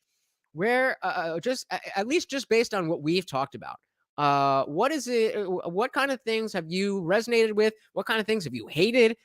Where are you with all that? And I think that'll start a robust conversation. Again, I cannot tell you guys how much I appreciate you just being here. Commenting and being part of the chat warms my heart. The fact that you guys are here, you're engaged, you're hitting the like button. I'm hoping at least I got one new subscriber from this. But even if I didn't, thank you so much for hanging out. Even if you're not somebody who subscribes to channels, I get that. I used to be that guy until I got obsessed with YouTube. And I would be happy to be your first subscription. But, like I said, the show is not over. The party is never over. Never, ever, ever. We are headed over to Discord. Link in the description where the party rages on. Also in the description, you guys know we just passed 600 subscribers, but we're not yet monetized. So I'm doing this for free, coming out of my pockets. Work is slow. It is killing me. I would love if you could help out. Cash App, Venmo, PayPal, any of that stuff. TheIndianJesus, or PayPal's at a Lutch, but who uses PayPal anymore? And fuck them for saying that they would charge you for misinformation or whatever. But you don't have to do any of that. It's absolutely free. It is absolutely free for you to sit right there and watch me do this. That's all I need from you. And I love it. You know what else is free? It's free to like, which you guys have come through so hard for me, to subscribe, to ring the bell, set it to all notifications. It is free to share. It is free to take the URL of this video. You know how shitty those notifications on YouTube are. Take that URL, put it on Facebook, on Twitter, on Instagram, on your YouTube page, on TikTok, everywhere. I need you to be the notification you want to see in the world. But even if you don't want to do any of that, and you just like looking at my beautiful face and listening to my beautiful voice, that would be cool too. If you just want to sit at home and think about how awesome I am and how great this channel is, that would be okay too. I just hope I see you Friday, 8 p.m. Eastern. Until then, guys, thank you so much for the party. I am your host, Lutch, aka the Indian Jesus, here to resurrect the second coming of common sense. Until next time, I am out of here. Catch me in Discord. Peace.